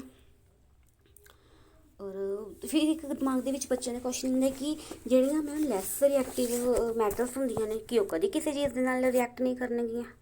ਜਿਹੜੀਆਂ कुछ मैटल तो ऐसियां होंदियां ने ਜਿਹੜੀਆਂ हाइड्रोजन तो भी घट रिएक्टिव होंदियां ने तो कि कभी किसी नाल रिएक्ट नहीं करदियां ने इदां बिल्कुल नहीं है। तो जो ਜਿਹੜੀਆਂ लैस रिएक्टिव मैटल्स होंदियां ने उन्होंने किदों रिएक्ट करना है जो असीं डिल्यूट एसिड की थां ते की कंसनट्रेटेड एसिड यूज़ करांगे। जिमें एक बहुत ही ज़्यादा क्वेश्चन आता है मोस्ट कॉमनली क्वेश्चन आता है कि जो कॉपर है वो लैस रिएक्टिव होंदा है। ठीक है अगर कॉपर लैस रिएक्टिव है तो मतलब कि जो क्वेश्चन होंदा है कि कॉपर जोड़ा है डिल्यूट एसिड के नाल रिएक्ट क्यों नहीं करता है। तो क्यों नहीं करता क्योंकि जो कॉपर होंदा लैस रिएक्टिव होंदा है वो जो डिल्यूट जोड़ा असीं एसिड यूज़ करते पे हाँ ਉਹਨੂੰ ਡਿਲੂਟ ਵਾਲੇ ਨੂੰ ਬਾਹਰ ਨਹੀਂ ਕੱਢ ਪਾਉਂਦਾ। ਡਿਲੂਟ ਹਾਈਡਰੋਜਨ ਵਾਲੇ ਡਿਲੂਟ ਐਸਿਡ ਜੋ ਹਾਈਡਰੋਜਨ ਨੂੰ ਬਾਹਰ ਨਹੀਂ ਕੱਢ ਪਾਉਂਦਾ ਉਹਦੀ ਥਾਂ ਤੇ ਆਪ ਨਹੀਂ ਜੁੜ ਪਾਉਂਦਾ ਤੇ ਇਸ ਕਰਕੇ ਉਹ ਰਿਐਕਸ਼ਨ ਨਹੀਂ ਕਰਦਾ। ਤਾਂ ਉਹੀ ਅਗਰ ਅਸੀਂ ਕੋਪਰ ਦੇ ਨਾਲ ਕੰਸਨਟ੍ਰੇਟਡ ਐਸਿਡ यूज़ करिए कंसनट्रेटेड एसिड यूज़ करांगे तो रिएक्शन जरूर होनी है। ठीक है तो ਜਿਹੜੀਆਂ लैस रिएक्टिव मैटल्स ने वो जो असीं उन्हां नूं कंसनट्रेटेड एसिड्स दे नाल रिएक्ट करवाने तो वो उदों रिएक्ट करदियां ने डिल्यूट वाले दे नाल रिएक्ट नहीं करदियां ने। तो जो मैटल्स ने एसिड नाल रिएक्ट करना तो उन्होंने लास्ट ते साल्ट बनाना है तो हाइड्रोजन गैस बाहर कढ़नी है। इस एसिड ने मैटल दे नाल रिएक्ट करना। हुण सानूं किद्दां पता लगेगा कि एसिड ने जिहड़ी मैटल दे नाल रिएक्ट कीता। तो जिवें असीं बोलदे पे कि हाइड्रोजन गैस बनी है तो सानूं पता किद्दां लगेगा कि हाइड्रोजन गैस बनी कि नहीं बनी है। तो वो असीं इस सैटअप दे विच देखदे हां। देखो हुंदा की पिया इहदे च असीं एक सैटअप लगाया है। ठीक है और सैटअप दे विच की कीता है असीं सल्यूशन लिया है आ जिहड़ी देखो ਸਟੈਂਡ ਟੈਸਟ ਟਿਊਬ ਲਈ ਹੈ। ਟੈਸਟ ਟਿਊਬ ਦੇ ਵਿੱਚ ਅਸੀਂ ਇੱਕ ਮਿੰਟ ਅਸੀਂ ਕੀ ਕੀਤਾ, ਟੈਸਟ ਟਿਊਬ ਲਈਏ। ਟੈਸਟ ਟਿਊਬ ਦੇ ਵਿੱਚ ਅਸੀਂ ਡਿਲਿਊਟ ਡਿਲਿਊਟ ਸਲਫਿਊਰਿਕ ਐਸਿਡ ਪਾਇਆ ਹੈ। ਆ ਦੇਖੋ, ਡਿਲਿਊਟ ਸਲਫਿਊਰਿਕ ਐਸਿਡ ਅਸੀਂ ਟੈਸਟ ਟਿਊਬ ਦੇ ਵਿੱਚ ਪਾਇਆ। ਇਹਦੇ ਨਾਲ ਅਸੀਂ ਜ਼ਿੰਕ ਦੇ ਕੁਝ ਗ੍ਰੈਨਿਊਲਸ ਪਾਏ ਨੇ। ਤਾਂ ਫਿਰ ਕੀ ਕੀਤਾ, ਰਿਐਕਸ਼ਨ ਹੋਈ ਇਹਦੇ ਵਿੱਚ।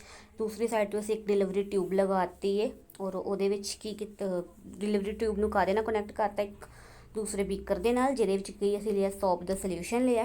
ਹੁਣ ਜਦੋਂ ਇਹ 'ਚ ਜਿਹੜੀ ਗੈਸ ਬਣੀ ਹੈ, ਹਾਈਡਰੋਜਨ ਗੈਸ ਜਿਹੜੀ ਬਣੀ, ਉਹ ਡਿਲੀਵਰੀ ਟਿਊਬ ਦੇ ਥਰੂ ਕੀ ਇੱਥੇ ਗਈ ਹੈ, ਇਹ ਸੋਪ ਵਾਲੇ ਸੋਲਿਊਸ਼ਨ ਦੇ ਵਿੱਚ ਗਈ। ਜਦੋਂ ਇਹ ਸੋਪ ਵਾਲੇ ਸੋਲਿਊਸ਼ਨ ਦੇ ਵਿੱਚ ਗਈ ਤਾਂ ਇੱਥੇ ਜਾ ਕੇ ਕੀ ਬਣੇ, ਬਬਲਸ ਬਣੇ ਨੇ। ਬਬਲਸ ਕਾਹਦੇ ਬਣੇ, ਜਦੋਂ ਬਬਲਸ ਬਣੇ ਤਾਂ ਬਬਲਸ ਜਿਹੜੇ ਉੱਪਰ ਆਉਣੇ ਸ਼ੁਰੂ ਹੋਏ। ਤਾਂ ਜਿਹੜੇ ਸੋਪ ਵਾਲਾ ਸੋਲਿਊਸ਼ਨ ਸੀ, ਸੋਪ ਦੇ ਬਬਲਸ ਬਣਨੇ ਸ਼ੁਰੂ ਹੋਏ। ਜਿਹੜੇ ਕਾਹਦੇ ਨਾਲ, ਬਬਲਸ ਕਾਹਦੇ ਨਾਲ ਫਿਲ ਹੋਏ ਸੀ, ਹਾਈਡਰੋਜਨ ਗੈਸ ਦੇ ਨਾਲ ਫਿਲ ਹੋਏ ਪਏ ਨੇ। ਜਿਹੜੇ ਬਬਲਸ ਸੋਪ ਦੇ ਜਿਹੜੇ ਬਬਲਸ ਨੇ, ਉਹ ਹਾਈਡਰੋਜਨ ਗੈਸ ਦੇ ਨਾਲ ਫਿਲ ਹੋਏ ਨੇ।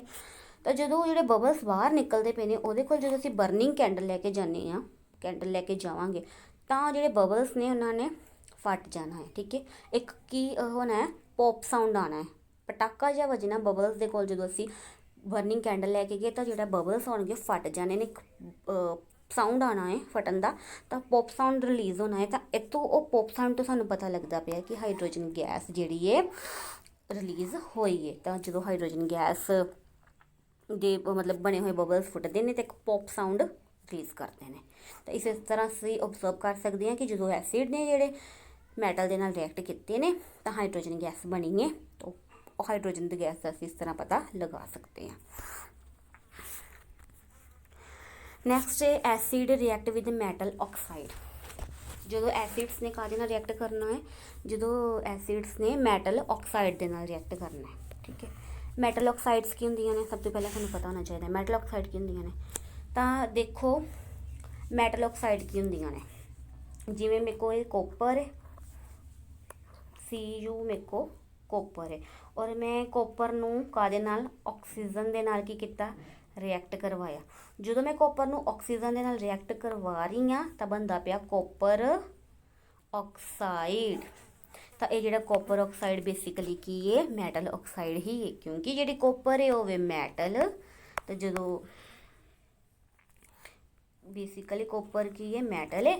ਤਾਂ ਜਦੋਂ ਮੈਟਲ ਨੇ ਆਕਸੀਜਨ ਦੇ ਨਾਲ ਰਿਐਕਟ ਕੀਤਾ ਤਾਂ ਉਹਨੇ ਬਣਾਇਆ ਹੈ metal oxide.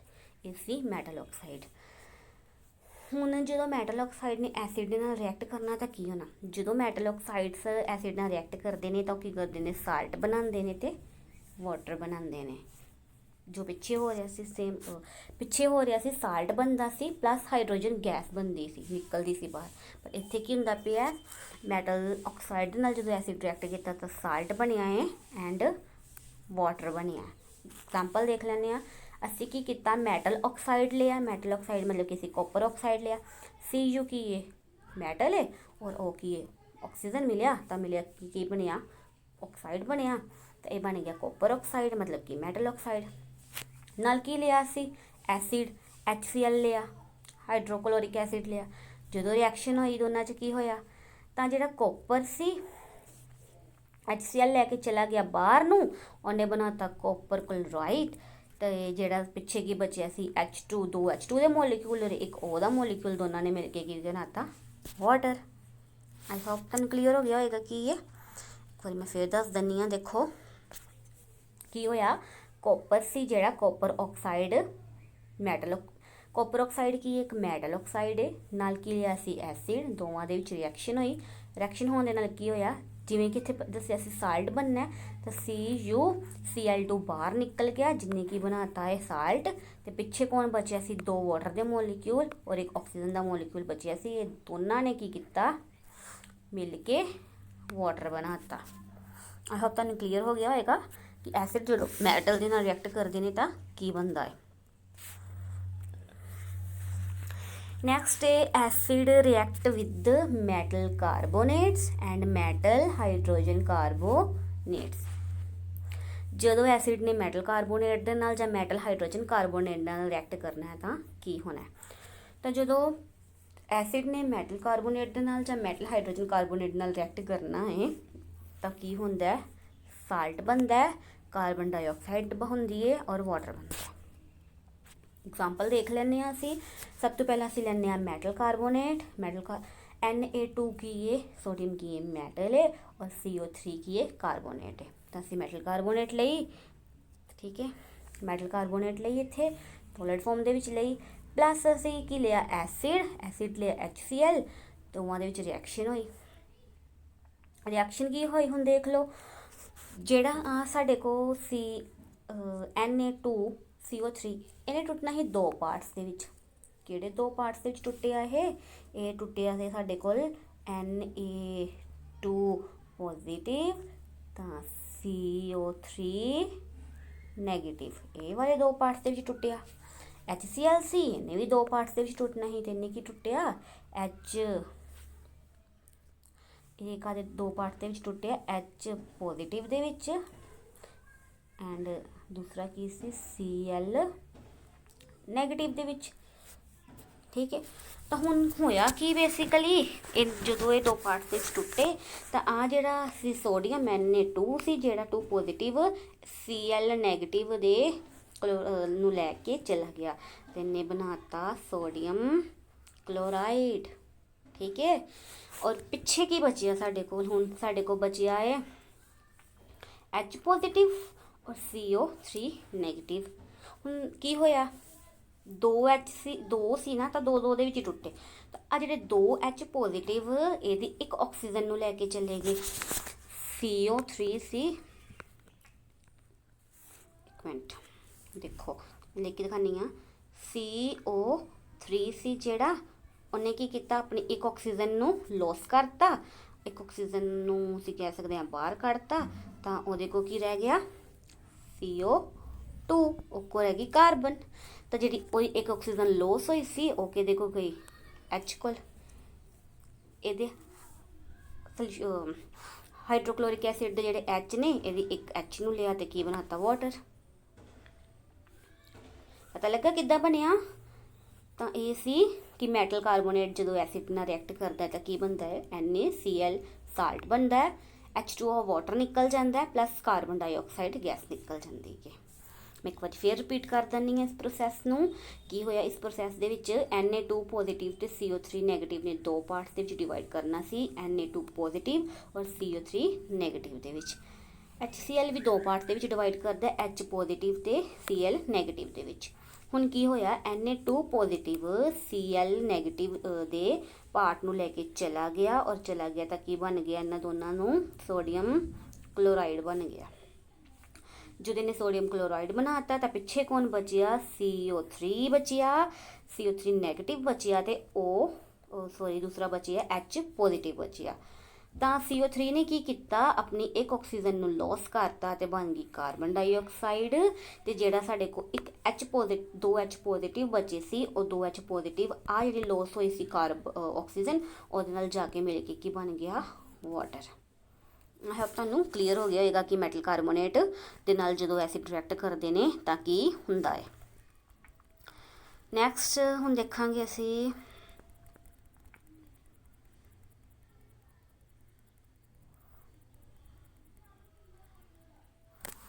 Metal hydrogen carbonate. Metal hydrogen carbonate क्यों बोलते पे हाँ, देखो Na तो होगी मैटल, H लगी है हाइड्रोजन, ए लगा कार्बोनेट, तब हो गया ना metal hydrogen carbonate. Metal hydrogen carbonate ने जो एसिड नाल रिएक्ट किया तो की होया, सेम वही चीज़ जो हुंदी है। तो सोडियम सी जिहड़ा क्लोराइड नूं लैके निकल गया तो बन गया सोडियम क्लोराइड। पिछे कौन बचिया, एक आ H बचिया तो एक H बनिया, ये बनी H2। तो इन्हें अपनी ऑक्सीजन नूं की कीता, लॉस किया, तो ये बन गई H2O। तो पिछे दी जो एक ऑक्सीजन लॉस हो गई सी CO3 की, जिदे मैं पहले भी दस्सिया सी, CO3 ने जो अपनी एक ऑक्सीजन लॉस की तो की बनिया कार्बन डाइऑक्साइड। तो ये बन गई कार्बन डाइऑक्साइड। ये दोवें H आईयां, इन्होंने एक ऑक्सीजन लेता, वाटर बनिया। तो रिएक्शन होगी कंप्लीट। ये बन गया साडे को साल्ट, ये हो गया वाटर एंड ये होगी carbon dioxide gas. I hope तुहानूं क्लीयर हो गया कि मैटल हाइड्रोजन कार्बोनेट जो एसिड नाल रिएक्ट करते हैं तो की बनता है। ਨੈਕਸਟ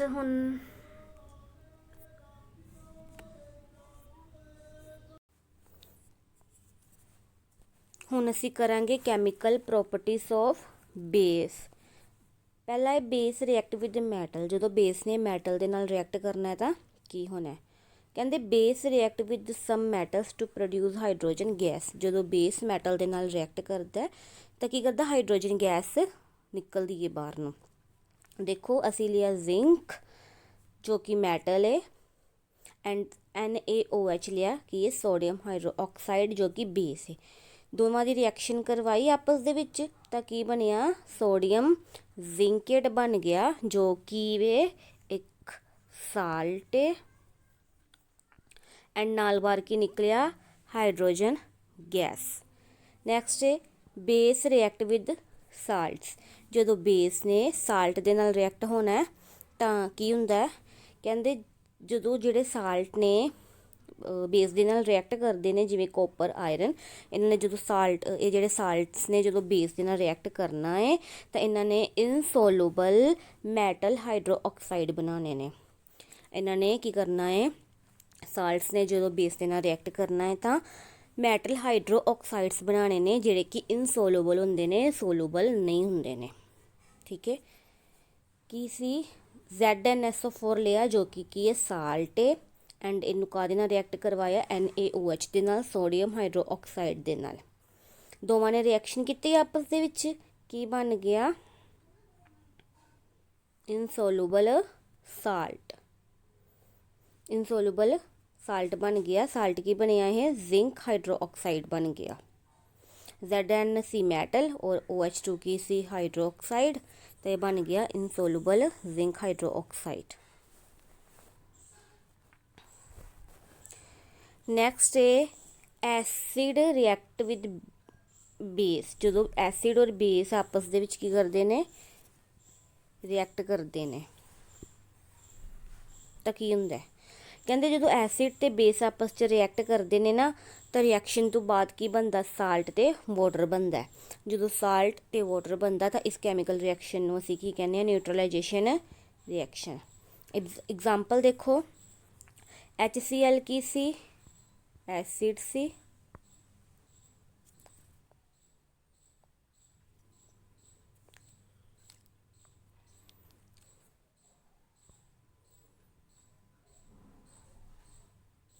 HCl ਕੀ ਹੈ? ਐਸਿਡ ਹੈ, ਔਰ NaOH ਕੀ ਹੈ? ਬੇਸ ਹੈ। ਦੋਵਾਂ ਨੇ ਆਪਸ 'ਚ ਰਿਐਕਸ਼ਨ ਕੀਤੀ, NaCl ਨੂੰ ਲੈ ਕੇ ਚਲਾ ਗਿਆ, ਇਹਨੇ ਬਣਾਤਾ ਸੋਡੀਅਮ ਕਲੋਰਾਈਡ ਜੋ ਕਿ ਇੱਕ ਸਾਲਟ ਹੈ, ਤਾਂ ਬਚਿਆ ਹੋਇਆ OH ਤੇ H ਮਿਲ ਕੇ ਕੀ ਬਣਾਤਾ? ਵਾਟਰ। ਸਾਲਟ ਐਂਡ ਵਾਟਰ ਬਣ ਗਿਆ। ਦੂਸਰੀ ਰਿਐਕਸ਼ਨ ਦੇਖ ਲਓ, HCl ਲਿਆ ਔਰ ਇਹਦੇ ਨਾਲ ਕੀ OH ਲਿਆ ਜੋ ਕਿ ਬੇਸ ਹੈ, ਐਸਿਡ ਹੈ। ਦੋਨਾਂ ਨੇ ਆਪਸ 'ਚ ਰਿਐਕਸ਼ਨ ਕੀਤੀ, KCl ਨੂੰ ਲੈ ਕੇ ਚਲਾ ਗਿਆ, KCl ਮਤਲਬ ਕਿ ਪੋਟਾਸ਼ੀਅਮ ਕਲੋਰਾਈਡ ਬਣ ਗਿਆ, ਐਂਡ ਇਹ ਕੀ ਸੀ? ਸਾਲਟ। ਬਚਿਆ ਹੋਇਆ ਕੀ? ਵਾਟਰ ਬਣ ਗਿਆ। ਇਹ ਵੇ ਨਿਊਟਰਲਾਈਜੇਸ਼ਨ ਰਿਐਕਸ਼ਨ। ਤੇ ਇਹ ਇੱਕ ਸਾਈਡ ਤੇ ਦੇਖ ਲਓ ਮੈਂ ਪ੍ਰੋਸੈਸ ਵੀ ਦੱਸੀ ਹੈ, ਤਾਂ ਪ੍ਰੋਸੈਸ ਕੀ ਹੁਣ ਦੇਖ ਲਓ। ਕੀ ਸੀ? ਅਸੀਂ ਆ ਬੁਰਟ ਲਈ, ਬੁਰਟ ਦੇ ਵਿੱਚ ਅਸੀਂ HCl ਪਾਇਆ ਜੋ ਕਿ ਕੀ ਹੈ? ਐਸਿਡ ਹੈ। ਬੀਕਰ ਲਿਆ, ਬੀਕਰ ਦੇ ਵਿੱਚ ਅਸੀਂ ਬੇਸ ਪਾਇਆ ਸੋਡੀਅਮ ਹਾਈਡਰੋਆਕਸਾਈਡ, ਔਰ ਇਹ ਜਿਹੜਾ ਸੋਲਿਊਸ਼ਨ ਅਸੀਂ ਬੀਕਰ ਦੇ ਵਿੱਚ ਲਿਆ ਬੇਸ ਦਾ, ਇਹਦੇ ਵਿੱਚ ਹੀ ਅਸੀਂ ਕੀ ਪਾਇਆ?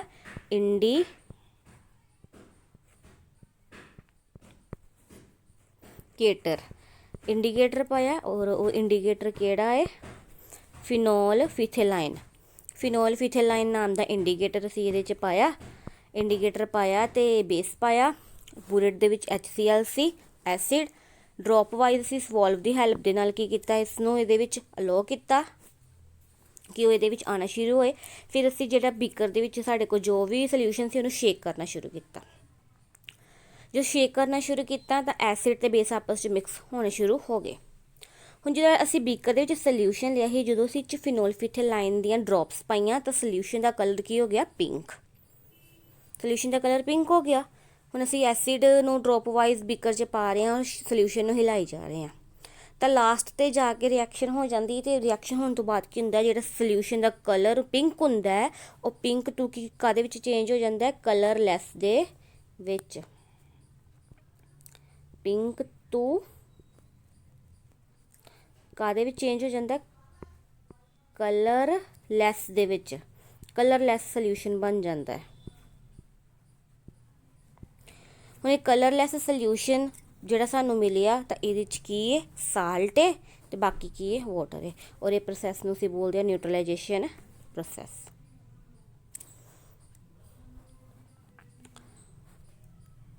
ਨੈਕਸਟ ਹੈ ਪੀਐਚ ਸਕੇਲ।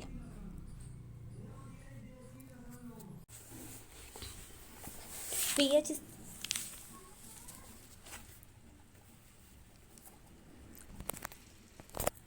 ਪੀਐਚ ਸਕੇਲ ਕੀ ਹੁੰਦਾ? ਤਾਂ ਪੀਐਚ ਸਕੇਲ ਐਸਾ ਸਕੇਲ ਹੁੰਦਾ ਜਿਹਨੂੰ ਅਸੀਂ ਯੂਜ਼ ਕਰਦੇ ਹਾਂ ਕਿਸੇ ਚੀਜ਼ ਦਾ ਨੇਚਰ ਪਤਾ ਕਰਨ ਦੇ ਲਈ ਕਿ ਉਹ ਐਸਿਡਿਕ ਹੈ ਜਾਂ ਨਹੀਂ। ਤਾਂ ਪੀਐਚ ਸਕੇਲ ਸ਼ੋ ਕਰਦਾ ਹੈ ਕਿ ਆਬਜੈਕਟ ਜਿਹੜੀ ਹੈ, ਕੋਈ ਚੀਜ਼ ਹੈ ਜਿਹੜੀ ਉਹ ਕਿੰਨੀ ਕੁ ਐਸਿਡਿਕ ਹੈ, ਉਹ 'ਚ ਕਿੰਨਾ ਕੁ ਐਸਿਡਿਟੀ ਹੈਗੀ ਹੈ, ਐਸਿਡਿਕ ਜ਼ਿਆਦਾ ਹੈ ਕਿ ਘੱਟ ਹੈ, ਵੀਕ ਐਸਿਡ ਹੈ ਉਹ ਕਿ ਸਟਰੋਂਗ ਐਸਿਡ ਹੈ। ਜਿਹੜੀਆਂ ਆਬਜੈਕਟ ਜ਼ਿਆਦਾ ਐਸਿਡਿਕ ਨਹੀਂ ਹੁੰਦੀਆਂ ਤਾਂ ਉਹਨਾਂ ਨੂੰ ਅਸੀਂ ਬੇਸਿਕ ਬੋਲਦੇ ਹਾਂ। ਔਰ ਜਿਹੜਾ ਪੀਐਚ ਸਕੇਲ ਹੁੰਦਾ ਹੈ ਇੱਥੇ ਵੈਲਿਊਜ਼ ਦਿੱਤੀਆਂ ਹੁੰਦੀਆਂ ਨੇ 0 ਤੋਂ ਲੈ ਕੇ 14 ਤੱਕ। 0 ਤੋਂ 14 ਤੱਕ ਇਹ ਵੈਲਿਊਜ਼ ਦਿੱਤੀਆਂ ਹੁੰਦੀਆਂ ਨੇ। ਜਿਹੜੀਆਂ 0 ਤੋਂ ਲੈ ਕੇ 6 ਵਾਲੀਆਂ ਵੈਲਿਊਜ਼ ਨੇ ਉਹ ਸ਼ੋ ਕਰਦੀਆਂ ਨੇ ਕਿਸੇ ਚੀਜ਼ ਦੀ ਐਸਿਡਿਟੀ ਨੂੰ। 7 ਵਾਲੀ ਵੈਲਿਊ ਸ਼ੋ ਕਰਦੀ ਕਿਸੇ ਚੀਜ਼ ਦੀ ਨਿਊਟਰਲ ਨੂੰ ਕਿ ਉਹ ਨਾ ਐਸਿਡ ਹੈ ਤੇ ਨਾ ਬੇਸ ਹੈ। ਔਰ 8 ਤੋਂ ਲੈ ਕੇ 14 ਵਾਲੀ ਸ਼ੋ ਕਰਦੀ ਹੈ ਐਲਕਲਾਈਨ ਨੇਚਰ ਨੂੰ, ਬੇਸਿਕ ਨੇਚਰ ਨੂੰ। ਔਰ ਪੀਐਚ ਦੀ ਸਾਡੀ ਡੇਲੀ ਲਾਈਫ ਦੇ ਵਿੱਚ ਬਹੁਤ ਜ਼ਿਆਦਾ ਇੰਪੋਰਟੈਂਸ ਹੈ। ਮੈਂ ਤੁਹਾਨੂੰ ਇਸ ਤਰ੍ਹਾਂ ਹੀ ਦੱਸ ਦਿੰਦੀ ਹਾਂ ਕਿਉਂਕਿ ਮੇਰੇ ਤੇ ਕੋਈ ਸਲਾਈਡ ਨਹੀਂ ਬਣਾਈ ਹੈ ਤਾਂ ਮੈਂ ਤੁਹਾਨੂੰ ਜ਼ਰਾ ਦੱਸ ਦਿੰਦੀ ਹਾਂ। ਤਾਂ ਪੀਐਚ ਦੀ ਸਾਡੀ ਡੇਲੀ ਲਾਈਫ ਦੇ ਵਿੱਚ ਕੀ ਇੰਪੋਰਟੈਂਸ ਹੈ ਦੇਖ ਲਓ। ਪਹਿਲਾਂ ਹੈ ਕਿ ਐਨੀਮਲ ਵਰਲਡ ਦੇ ਵਿੱਚ ਤਾਂ ਜਦੋਂ ਮੰਨ ਲਓ ਰੇਨ ਵਾਟਰ ਹੁੰਦੀ, ਮਤਲਬ ਕਿ ਰੇਨ ਪੈਂਦੀ ਹੈ, ਜਦੋਂ ਐਸਿਡ ਰੇਨ ਪੈਂਦੀ ਹੈ ਤਾਂ ਐਸਿਡ ਰੇਨ ਦਾ ਸਾਰਾ ਪਾਣੀ ਕਿੱਥੇ ਜਾਂਦਾ ਹੈ, ਰਿਵਰਸ ਦੇ ਵਿੱਚ ਜਾਂਦਾ ਹੈ।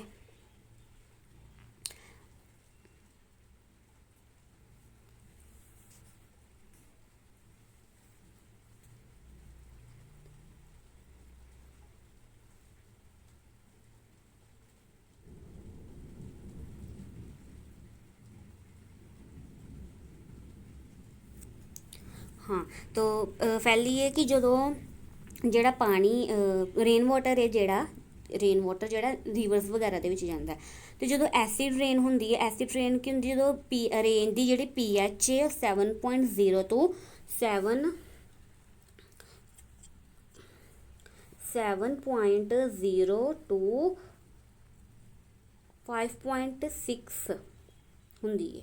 ਠੀਕ ਹੈ, ਜਿਹੜੀ ਪੀਐਚ ਰੇਨ ਦੀ, ਠੀਕ ਹੈ, ਜਿਹੜੀ ਰੇਨ ਦੀ ਪੀਐਚ ਹੁੰਦੀ ਹੈ ਉਹ 7.0 ਤੋਂ ਲੈ ਕੇ 5.6 ਤੱਕ ਹੁੰਦੀ ਹੈ। ਔਰ ਜਦੋਂ ਪੀਐਚ ਇਸ ਤੋਂ ਘੱਟ ਜੇ 5.6 ਤੋਂ ਨੀਚੇ ਚਲੀ ਜਾਏ ਜਾਂ ਇਸ ਤੋਂ ਵੀ ਜ਼ਿਆਦਾ 5.6 ਤੋਂ ਨੀਚੇ ਚਲੀ ਜਾਏ, ਬਿਲੋ ਚਲੀ ਜਾਏ, ਮਤਲਬ ਕਿ ਜਦੋਂ 4.3 ਹੋ ਜਾਏ ਤਾਂ ਕੀ ਹੋ ਜਾਂਦਾ, ਉਹ ਰੇਨ ਕੀ ਹੋ ਜਾਂਦੀ ਹੈ, ਐਸਿਡਿਕ ਰੇਨ ਹੋ ਜਾਂਦੀ ਹੈ। ਜਦੋਂ ਐਸਿਡ ਰੇਨ ਪੈਂਦੀ ਹੈ ਤਾਂ ਉਹ ਜਿਹੜਾ ਸਾਰਾ ਵੀ ਫਲੋ ਹੈ, ਸਾਰਾ ਰੇਨ ਦਾ, ਬਾਰਿਸ਼ ਦਾ ਫਲੋ ਜਿਹੜਾ ਕਿੱਥੇ ਜਾਂਦਾ ਹੈ, ਰਿਵਰਸ ਵਗੈਰਾ ਦੇ ਵਿੱਚ ਜਾਂਦਾ ਹੈ। ਜਦੋਂ ਰਿਵਰਸ ਦੇ ਵਿੱਚ ਜਾਂਦਾ ਹੈ ਤਾਂ ਜਦੋਂ ਕਿਸੇ ਚੀਜ਼ ਦੀ ਤੇਜ਼ਾਬੀਪਨ ਜ਼ਿਆਦਾ ਹੋ ਜਾਂਦਾ ਹੈ, ਐਸਿਡਿਟੀ ਜ਼ਿਆਦਾ ਹੋ ਜਾਂਦੀ ਹੈ, ਹੁਣ ਜਦੋਂ ਪਾਣੀ ਦੇ ਵਿੱਚ ਜਾ ਕੇ ਮਿਲੇਗਾ ਤਾਂ ਪਾਣੀ ਦੇ ਵਿੱਚ ਰਹਿਣ ਵਾਲੇ ਜਿਹੜੇ ਔਰਗੈਨਿਜ਼ਮਸ ਨੇ ਉਹ ਸਰਵਾਈਵ ਹੀ ਨਹੀਂ ਕਰ ਪਾਉਣਗੇ ਕਿਉਂਕਿ ਉੱਥੇ ਉਸ ਰਿਵਰ ਦੇ ਵਿੱਚ, ਉਸ ਕੈਨਾਲ ਦੇ ਵਿੱਚ ਜਿਹੜੀ ਸੀ ਦੇ ਵਿੱਚ ਜਿਹੜੀ ਮਤਲਬ ਕਿ ਪਾਣੀ ਦੀ ਪੀਐਚ ਰੇਂਜ ਸੀ ਉਹ ਤਾਂ ਡਿਸਟਰਬ ਹੋ ਗਈ। ਐਸਿਡ ਜ਼ਿਆਦਾ ਹੋ ਗਿਆ ਵਾਟਰ ਦੇ ਵਿੱਚ, ਪਾਣੀ ਦੇ ਵਿੱਚ ਜ਼ਿਆਦਾ ਐਸਿਡ ਹੋਣ ਦੇ ਕਰਕੇ ਕੀ ਹੋਇਆ, ਜਿਹੜੇ ਐਨੀਮਲਸ ਨੇ ਉਹ ਸਰਵਾਈਵ ਨਹੀਂ ਕਰ ਪਾਉਂਦੇ ਨੇ ਅਤੇ ਉਹਨਾਂ ਦੀ ਕੀ ਹੋ ਜਾਂਦੀ ਹੈ, ਡੈਥ ਹੋ ਜਾਂਦੀ ਹੈ। ਇਸ ਤੋਂ ਬਾਅਦ ਇਹ ਪਲਾਂਟਸ ਦੇ ਲਈ, ਤਾਂ ਪਲਾਂਟਸ ਦੇ ਲਈ ਵੀ ਜਿਹੜੀ ਪੀਐਚ ਰੇਂਜ ਹੈ ਬਹੁਤ ਜ਼ਿਆਦਾ ਜ਼ਰੂਰੀ ਹੈ। ਇੱਕ ਸਪੈਸੀਫਿਕ ਰੇਂਜ ਦੇ ਅੰਦਰ ਹੀ ਜਿਹੜੇ ਪਲਾਂਟਸ ਨੇ ਕੀ ਕਰਦੇ ਨੇ, ਗਰੋ ਕਰਦੇ ਨੇ ਕਿ ਉਹਨਾਂ ਨੂੰ ਇੱਕ ਸਪੈਸੀਫਿਕ ਪੀਐਚ ਰੇਂਜ ਮਿਲਣੀ ਚਾਹੀਦੀ ਹੈ, ਸੋਇਲ ਦੀ ਇੱਕ ਸਪੈਸੀਫਿਕ ਪੀਐਚ ਰੇਂਜ ਹੋਣੀ ਚਾਹੀਦੀ ਹੈ। ਅਗਰ ਤਾਂ ਸੋਇਲ ਜ਼ਿਆਦਾ ਬੇਸਿਕ ਹੋ ਗਈ ਹੈ ਅਤੇ ਜਾਂ ਜ਼ਿਆਦਾ ਐਸਿਡਿਕ ਹੋ ਗਈ ਹੈ ਤਾਂ ਜਿਹੜੀ ਕ੍ਰੌਪ ਹੈ ਉੱਤੇ ਜ਼ਿਆਦਾ ਇਫੈਕਟ ਪੈਂਦਾ ਹੈ, ਕ੍ਰੌਪ ਜਿਹੜੀ ਹੈ ਵਧੀਆ ਤਰੀਕੇ ਦੇ ਨਾਲ ਨਹੀਂ ਹੋ ਪਾਉਂਦੀ ਹੈ। ਔਰ ਇਸ ਤੋਂ ਇਲਾਵਾ ਇਹ ਸਾਡੇ ਬੋਡੀ ਦੇ ਵਿੱਚ ਵੀ HCl ਬਣਦਾ, ਸਟਮਕ ਦੇ ਵਿੱਚ ਸਾਡੇ HCl ਬਣਦਾ ਅਤੇ ਜਦੋਂ ਸਾਡੀ ਸਟਮਕ ਦੇ ਵਿੱਚ HCl ਜਿਹੜਾ ਜ਼ਿਆਦਾ ਬਣ ਜਾਂਦਾ, ਉਹਦੀ ਪੀਐਚ ਰੇਂਜ ਜ਼ਿਆਦਾ ਹੋ ਜਾਂਦੀ ਹੈ ਤਾਂ ਸਾਨੂੰ ਕੀ ਹੁੰਦੀ ਹੈ, ਇਰੀਟੇਸ਼ਨ ਹੁੰਦੀ ਹੈ। ਕਹਿੰਦੇ ਨੇ ਨਾ ਜਲਨ ਹੁੰਦੀ ਹੈ, ਸਾੜ ਪੈਂਦਾ, ਤਾਂ ਉਹ ਕੀ ਜਦੋਂ ਸਾਡੇ ਅੰਦਰ ਐਸਿਡ ਦੀ ਅਮਾਊਂਟ ਜਿਹੜੀ ਹੈ ਜ਼ਿਆਦਾ ਹੋ ਜਾਂਦੀ ਹੈ ਤਾਂ ਉਹ ਇਸ ਤਰ੍ਹਾਂ ਹੁੰਦਾ। ਇਸ ਤੋਂ ਇਲਾਵਾ ਇਹ ਟੂਥ ਡਿਕੇ, साढ़े माउथ की जी pH वैल्यू है वह 5.5 टू घट है। तो की साड़ी जी माउथ की pH कितनी है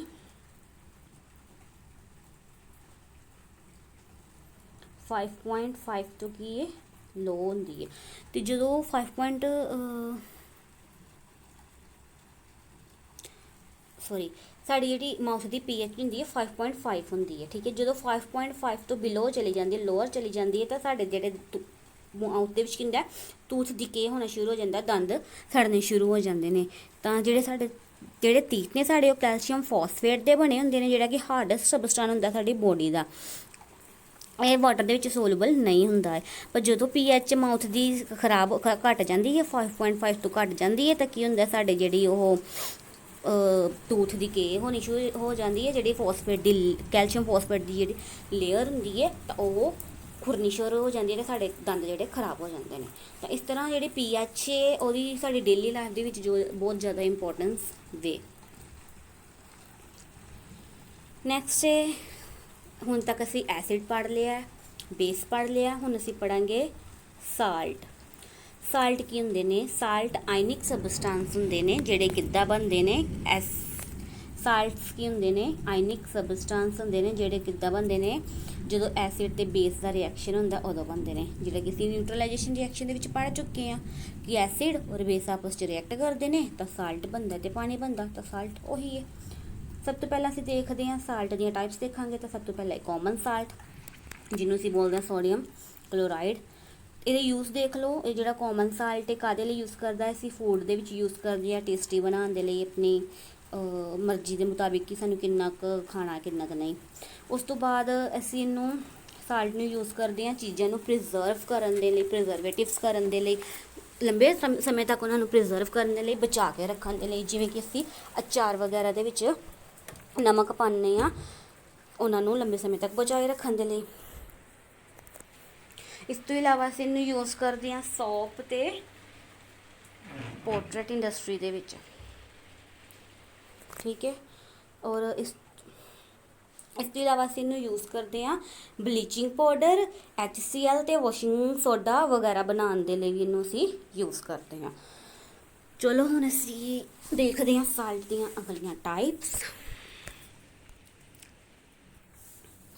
फर्स्ट है सोडियम हाइड्रो ऑक्साइड NaOH।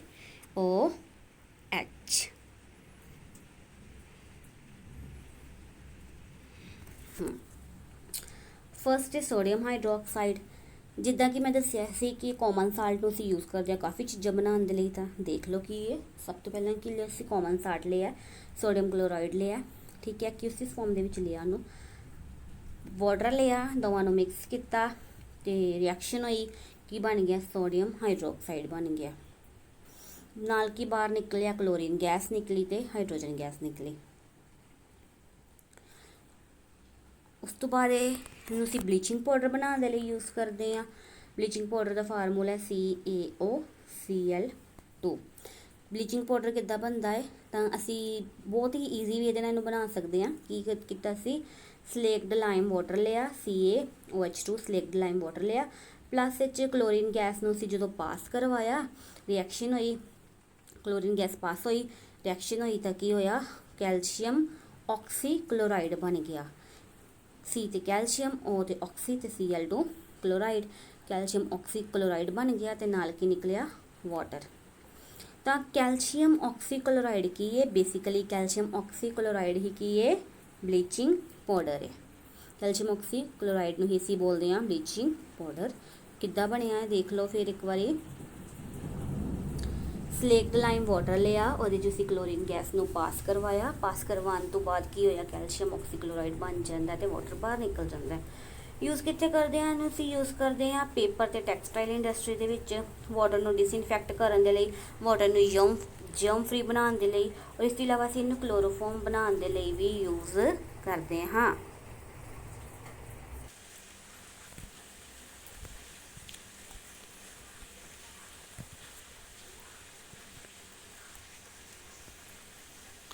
तो ये सी साडा ब्लीचिंग पाउडर।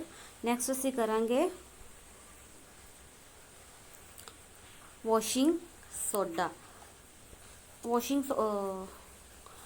ਸੋਡਾ ਕੀ ਹੈ? ਇਸ ਵਾਸ਼ਿੰਗ ਸੋਡਾ ਨੂੰ ਅਸੀਂ ਬੋਲਦੇ ਆ Na2CO3.10H2O। ਤਾਂ ਵਾਸ਼ਿੰਗ ਸੋਡਾ ਨੂੰ ਬਣਾਉਣ ਲਈ ਜਿਹੜੀ ਪ੍ਰੋਸੈਸ ਅਸੀਂ ਯੂਜ਼ ਕਰਦੇ ਹਾਂ ਅਸੀਂ ਬੋਲਦੇ ਹਾਂ ਇਹਨੂੰ ਸੋਲਵਰੀ ਪ੍ਰੋਸੈਸ। ਦੇਖੋ ਹੁਣ ਵਾਸ਼ਿੰਗ ਸੋਡਾ ਬਣਦਾ ਕਿੱਦਾਂ ਹੈ। ਤਾਂ ਅਸੀਂ ਕੀ ਕਰਦੇ ਹਾਂ, ਸਭ ਤੋਂ ਪਹਿਲਾਂ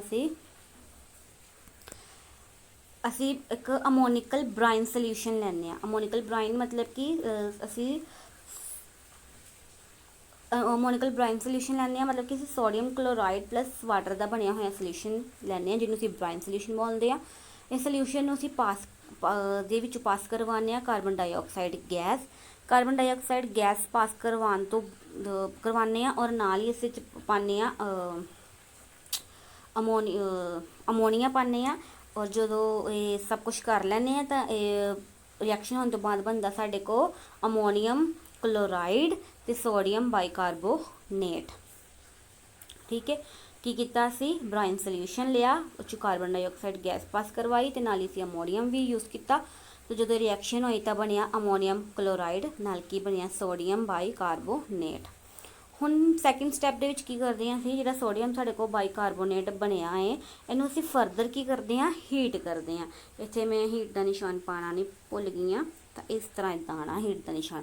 ਤਾਂ ਕੀ ਕੀਤਾ, ਸੋਡੀਅਮ ਬਾਈਕਾਰਬੋਨੇਟ ਸੀ ਜਿਹੜਾ ਸਾਡੇ ਕੋਲ ਇਹ ਵਾਲਾ, ਇਹਨੂੰ ਅਸੀਂ ਕੀ ਕੀਤਾ, ਹੀਟ ਕੀਤਾ। ਤਾਂ ਹੀਟ ਕਰਕੇ ਕੀ ਹੋਇਆ, ਜਦੋਂ ਇਹਨੂੰ ਹੀਟ ਕੀਤਾ ਤਾਂ ਇਹਨੇ ਬਣਾਇਆ ਐਨਹਾਈਡਰੋਸਿਸ ਸੋਡੀਅਮ ਕਾਰਬੋਨੇਟ ਐਨਹਾਈਡਰਸ ਸੋਡੀਅਮ ਕਾਰਬੋਨੇਟ ਬਣਾਤਾ। ਐਨਹਾਈਡਰਸ ਸੋਡੀਅਮ ਕਾਰਬੋਨੇਟ ਬਣਿਆ ਮਤਲਬ ਕਿ Na2CO3 ਬਣਿਆ, ਪਲੱਸ ਨਾਲ ਹੀ ਕਾਰਬਨ ਡਾਈਆਕਸਾਈਡ ਗੈਸ ਤੇ ਵਾਟਰ ਵੇਪਰ ਬਣੇ ਨੇ। ਐਨਹਾਈਡਰਸ ਸੋਡੀਅਮ ਕਾਰਬੋਨੇਟ ਕੀ ਹੁੰਦਾ ਹੈ, ਮਤਲਬ ਕਿ ਇੱਕਦਮ ਸੁੱਕਾ, ਇਹ 'ਚ ਵਾਟਰ ਦਾ ਕੋਈ ਮੋਲੀਕਿਊਲ ਨਹੀਂ, ਇੱਕਦਮ ਸੁੱਕਾ ਸੋਲਿਊਸ਼ਨ ਬਣਿਆ। ਜਦੋਂ ਇਹ ਸੋਡੀਅਮ ਐਨਹਾਈਡਰੋਸਿਸ ਸੋਡੀਅਮ ਕਾਰਬੋਨੇਟ ਸੋਲਿਊਸ਼ਨ ਬਣ ਗਿਆ, Na2 ਸੋਡੀਅਮ ਹੁੰਦਾ, CO3 ਕਾਰਬੋਨੇਟ ਲੈ ਕੇ ਚੱਲਦੇ ਆ। ਤਾਂ ਇਹ ਜਦੋਂ ਐਨਹਾਈਡਰੋਸਿਸ ਸੋਡੀਅਮ ਕਾਰਬੋਨੇਟ ਸੋਲਿਊਸ਼ਨ ਬਣ ਗਿਆ, ਇੱਕਦਮ ਸੁੱਕਾ ਸੋਲਿਊਸ਼ਨ ਬਣ ਗਿਆ ਹੈ। ਤਾਂ ਇਹ ਜਿਹੜਾ ਸੋਡੀਅਮ ਐਨਹਾਈਡਰੋਸ ਸੋਲਿਊਸ਼ਨ ਸੀ ਕਾਰਬੋਨੇਟ ਦਾ ਜਿਹੜਾ ਸਾਡੇ ਕੋਲ ਕੰਪਾਊਂਡ ਆਇਆ, ਇਹਦੇ 'ਚ ਕੀ ਕੀਤਾ ਸੀ, ਵਾਟਰ ਦੇ ਮੋਲੀਕਿਊਲਸ ਐਡ ਕਰਤੇ, 10 ਵਾਟਰ ਮੋਲੀਕਿਊਲਸ ਐਡ ਕੀਤੇ। 10 ਵਾਟਰ ਮੋਲੀਕਿਊਲਸ ਐਡ ਕਰਕੇ ਰਿਐਕਸ਼ਨ ਹੋਈ। ਰਿਐਕਸ਼ਨ ਹੋਣ ਤੋਂ ਬਾਅਦ ਸਾਨੂੰ ਮਿਲਿਆ ਵਾਸ਼ਿੰਗ, ਮਿਲਿਆ ਸਾਡੇ ਕੋਲ ਬਣ ਗਿਆ hydrated sodium carbonate. Hydrated sodium carbonate ਕਿਉਂ, ਕਿਉਂਕਿ ਇਹ 'ਚ ਆ ਕੇ ਵਾਟਰ ਦੇ ਮੋਲੀਕਿਊਲ ਜੁੜ ਗਏ ਨੇ। ਤਾਂ ਇਸ ਹਾਈਡਰੇਟਡ ਸੋਡੀਅਮ ਕਾਰਬੋਨੇਟ ਨੂੰ ਹੀ ਅਸੀਂ ਬੋਲਦੇ ਹਾਂ ਵਾਸ਼ਿੰਗ ਸੋਡਾ। ਤੇ ਇਸ ਪ੍ਰੋਸੈਸ ਦੇ ਨਾਲ ਅਸੀਂ ਵਾਸ਼ਿੰਗ ਸੋਡਾ ਜਿਹੜਾ ਹੈ ਬਣਾ ਸਕਦੇ ਹਾਂ। ਐਂਡ ਹੁਣ ਦੇਖ ਲੈਂਦੇ ਹਾਂ ਕਿ ਵਾਸ਼ਿੰਗ ਸੋਡਾ ਦਾ ਅਸੀਂ ਯੂਜ਼ ਕਿੱਥੇ ਕਿੱਥੇ ਕਰਦੇ ਹਾਂ। ਤਾਂ ਯੂਜ਼ ਆਫ ਵਾਸ਼ਿੰਗ ਸੋਡਾ ਦੇਖੀਏ ਤਾਂ ਅਸੀਂ ਵਾਸ਼ਿੰਗ ਸੋਡਾ ਨੂੰ ਯੂਜ਼ ਕਰਦੇ ਹਾਂ ਪੇਪਰ, ਗਲਾਸ ਤੇ ਸੋਪ ਇੰਡਸਟਰੀ ਦੇ ਵਿੱਚ ਯੂਜ਼ ਕਰਦੇ ਹਾਂ। ਉਸ ਤੋਂ ਇਲਾਵਾ ਅਸੀਂ ਡੋਮੈਸਟਿਕ ਪਰਪਸ ਦੇ ਤੌਰ 'ਤੇ ਯੂਜ਼ ਕਰਦੇ ਹਾਂ, ਮਤਲਬ ਕਿ ਕੱਪੜੇ ਵਗੈਰਾ ਧੋਣ ਦੇ ਲਈ ਇਹਨੂੰ cleaning agent as a cleaning agent use ਕਰਦੇ ਹਾਂ। ਔਰ ਵਾਟਰ ਦੀ ਹਾਰਡਨੈਸ ਨੂੰ ਰਿਮੂਵ ਕਰਨ ਦੇ ਲਈ ਵੀ ਅਸੀਂ ਇਹਨੂੰ ਯੂਜ਼ ਕਰਦੇ ਹਾਂ। ਇਹ ਸੀ ਸਾਡੇ ਕੋਲ ਵਾਸ਼ਿੰਗ ਸੋਡਾ। ਐਂਡ ਇਸ ਚੈਪਟਰ ਦਾ ਲਾਸਟ ਟੋਪਿਕ ਹੈ ਪਲਸਟਰ ਆਫ ਪੈਰਿਸ। ਤਾਂ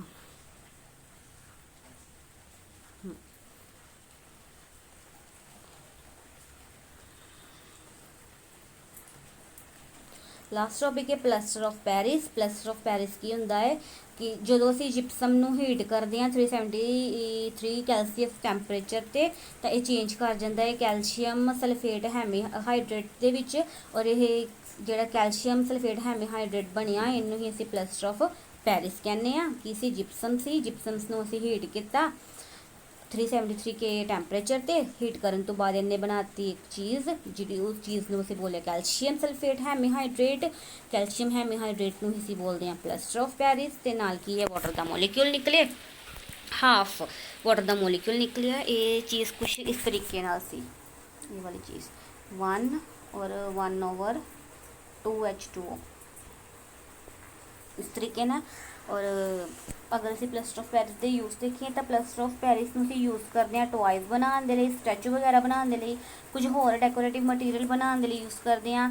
ਲੈਬੋਰਟਰੀ ਦੇ ਵਿੱਚ ਗੈਸ ਦੀ ਲੀਕੇਜ ਹੋ ਰਹੀ ਹੈ ਤਾਂ ਉਹਨੂੰ ਰੋਕਣ ਦੇ ਲਈ ਯੂਜ਼ ਕਰਦੇ ਹਾਂ। ਔਰ ਹੌਸਪੀਟਲ ਦੇ ਵਿੱਚ ਜਦੋਂ ਬੋਨਸ ਫ੍ਰੈਕਚਰ ਹੋ ਜਾਂਦੀਆਂ ਨੇ ਤਾਂ ਉਹ ਬੋਨਸ ਨੂੰ ਜੋੜਨ ਦੇ ਲਈ, ਫ੍ਰੈਕਚਰ ਨੂੰ ਜੋੜਨ ਦੇ ਲਈ ਅਸੀਂ ਇਹਨੂੰ ਯੂਜ਼ ਕਰਦੇ ਹਾਂ। और जो भी स्टैचू वगैरह मूर्तियाँ वगैरह होंदियां ने ਉਹ ਵੀ ਅਸੀਂ ਪਲਸਟਰ ਆਫ ਪੈਰਿਸ ਨੂੰ ਬਣਾ ਯੂਜ਼ ਕਰਕੇ ਬਣਾਉਂਦੇ ਹਾਂ। ਔਰ ਜੋ ਅਸੀਂ ਘਰਾਂ ਦੇ ਵਿੱਚ ਸੀਲਿੰਗ ਕਰਵਾਉਂਦੇ ਹਾਂ, ਵਾਲਸ ਦੀ ਸੀਲਿੰਗ ਕਰਵਾਉਂਦੇ ਹਾਂ, ਰੂਫ ਦੀ ਸੀਲਿੰਗ ਕਰਵਾਉਂਦੇ ਹਾਂ, ਤਾਂ ਉੱਥੇ ਵੀ ਇਹ ਪਲਸਟਰ ਆਫ ਪੈਰਿਸ ਯੂਜ਼ ਕੀਤਾ ਜਾਂਦਾ ਹੈ। ਇਹ ਸੀ ਸਾਡੇ ਚੈਪਟਰ ਦਾ ਲਾਸਟ ਟੌਪਿਕ, ਔਰ ਇਹਦੇ ਨਾਲ ਹੀ ਸਾਡਾ ਜਿਹੜਾ ਚੈਪਟਰ ਹੈ ਉਹ ਕੀ ਹੋ ਗਿਆ, ख़त्म हो गया है।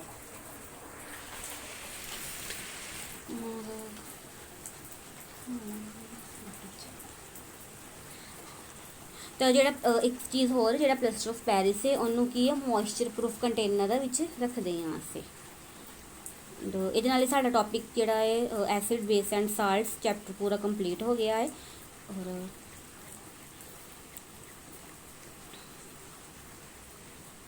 इस तरह दी मोर इनफॉर्मेटिव वीडियोज़ के लिए मेरे channel like share and subscribe करो। Thank you for watching.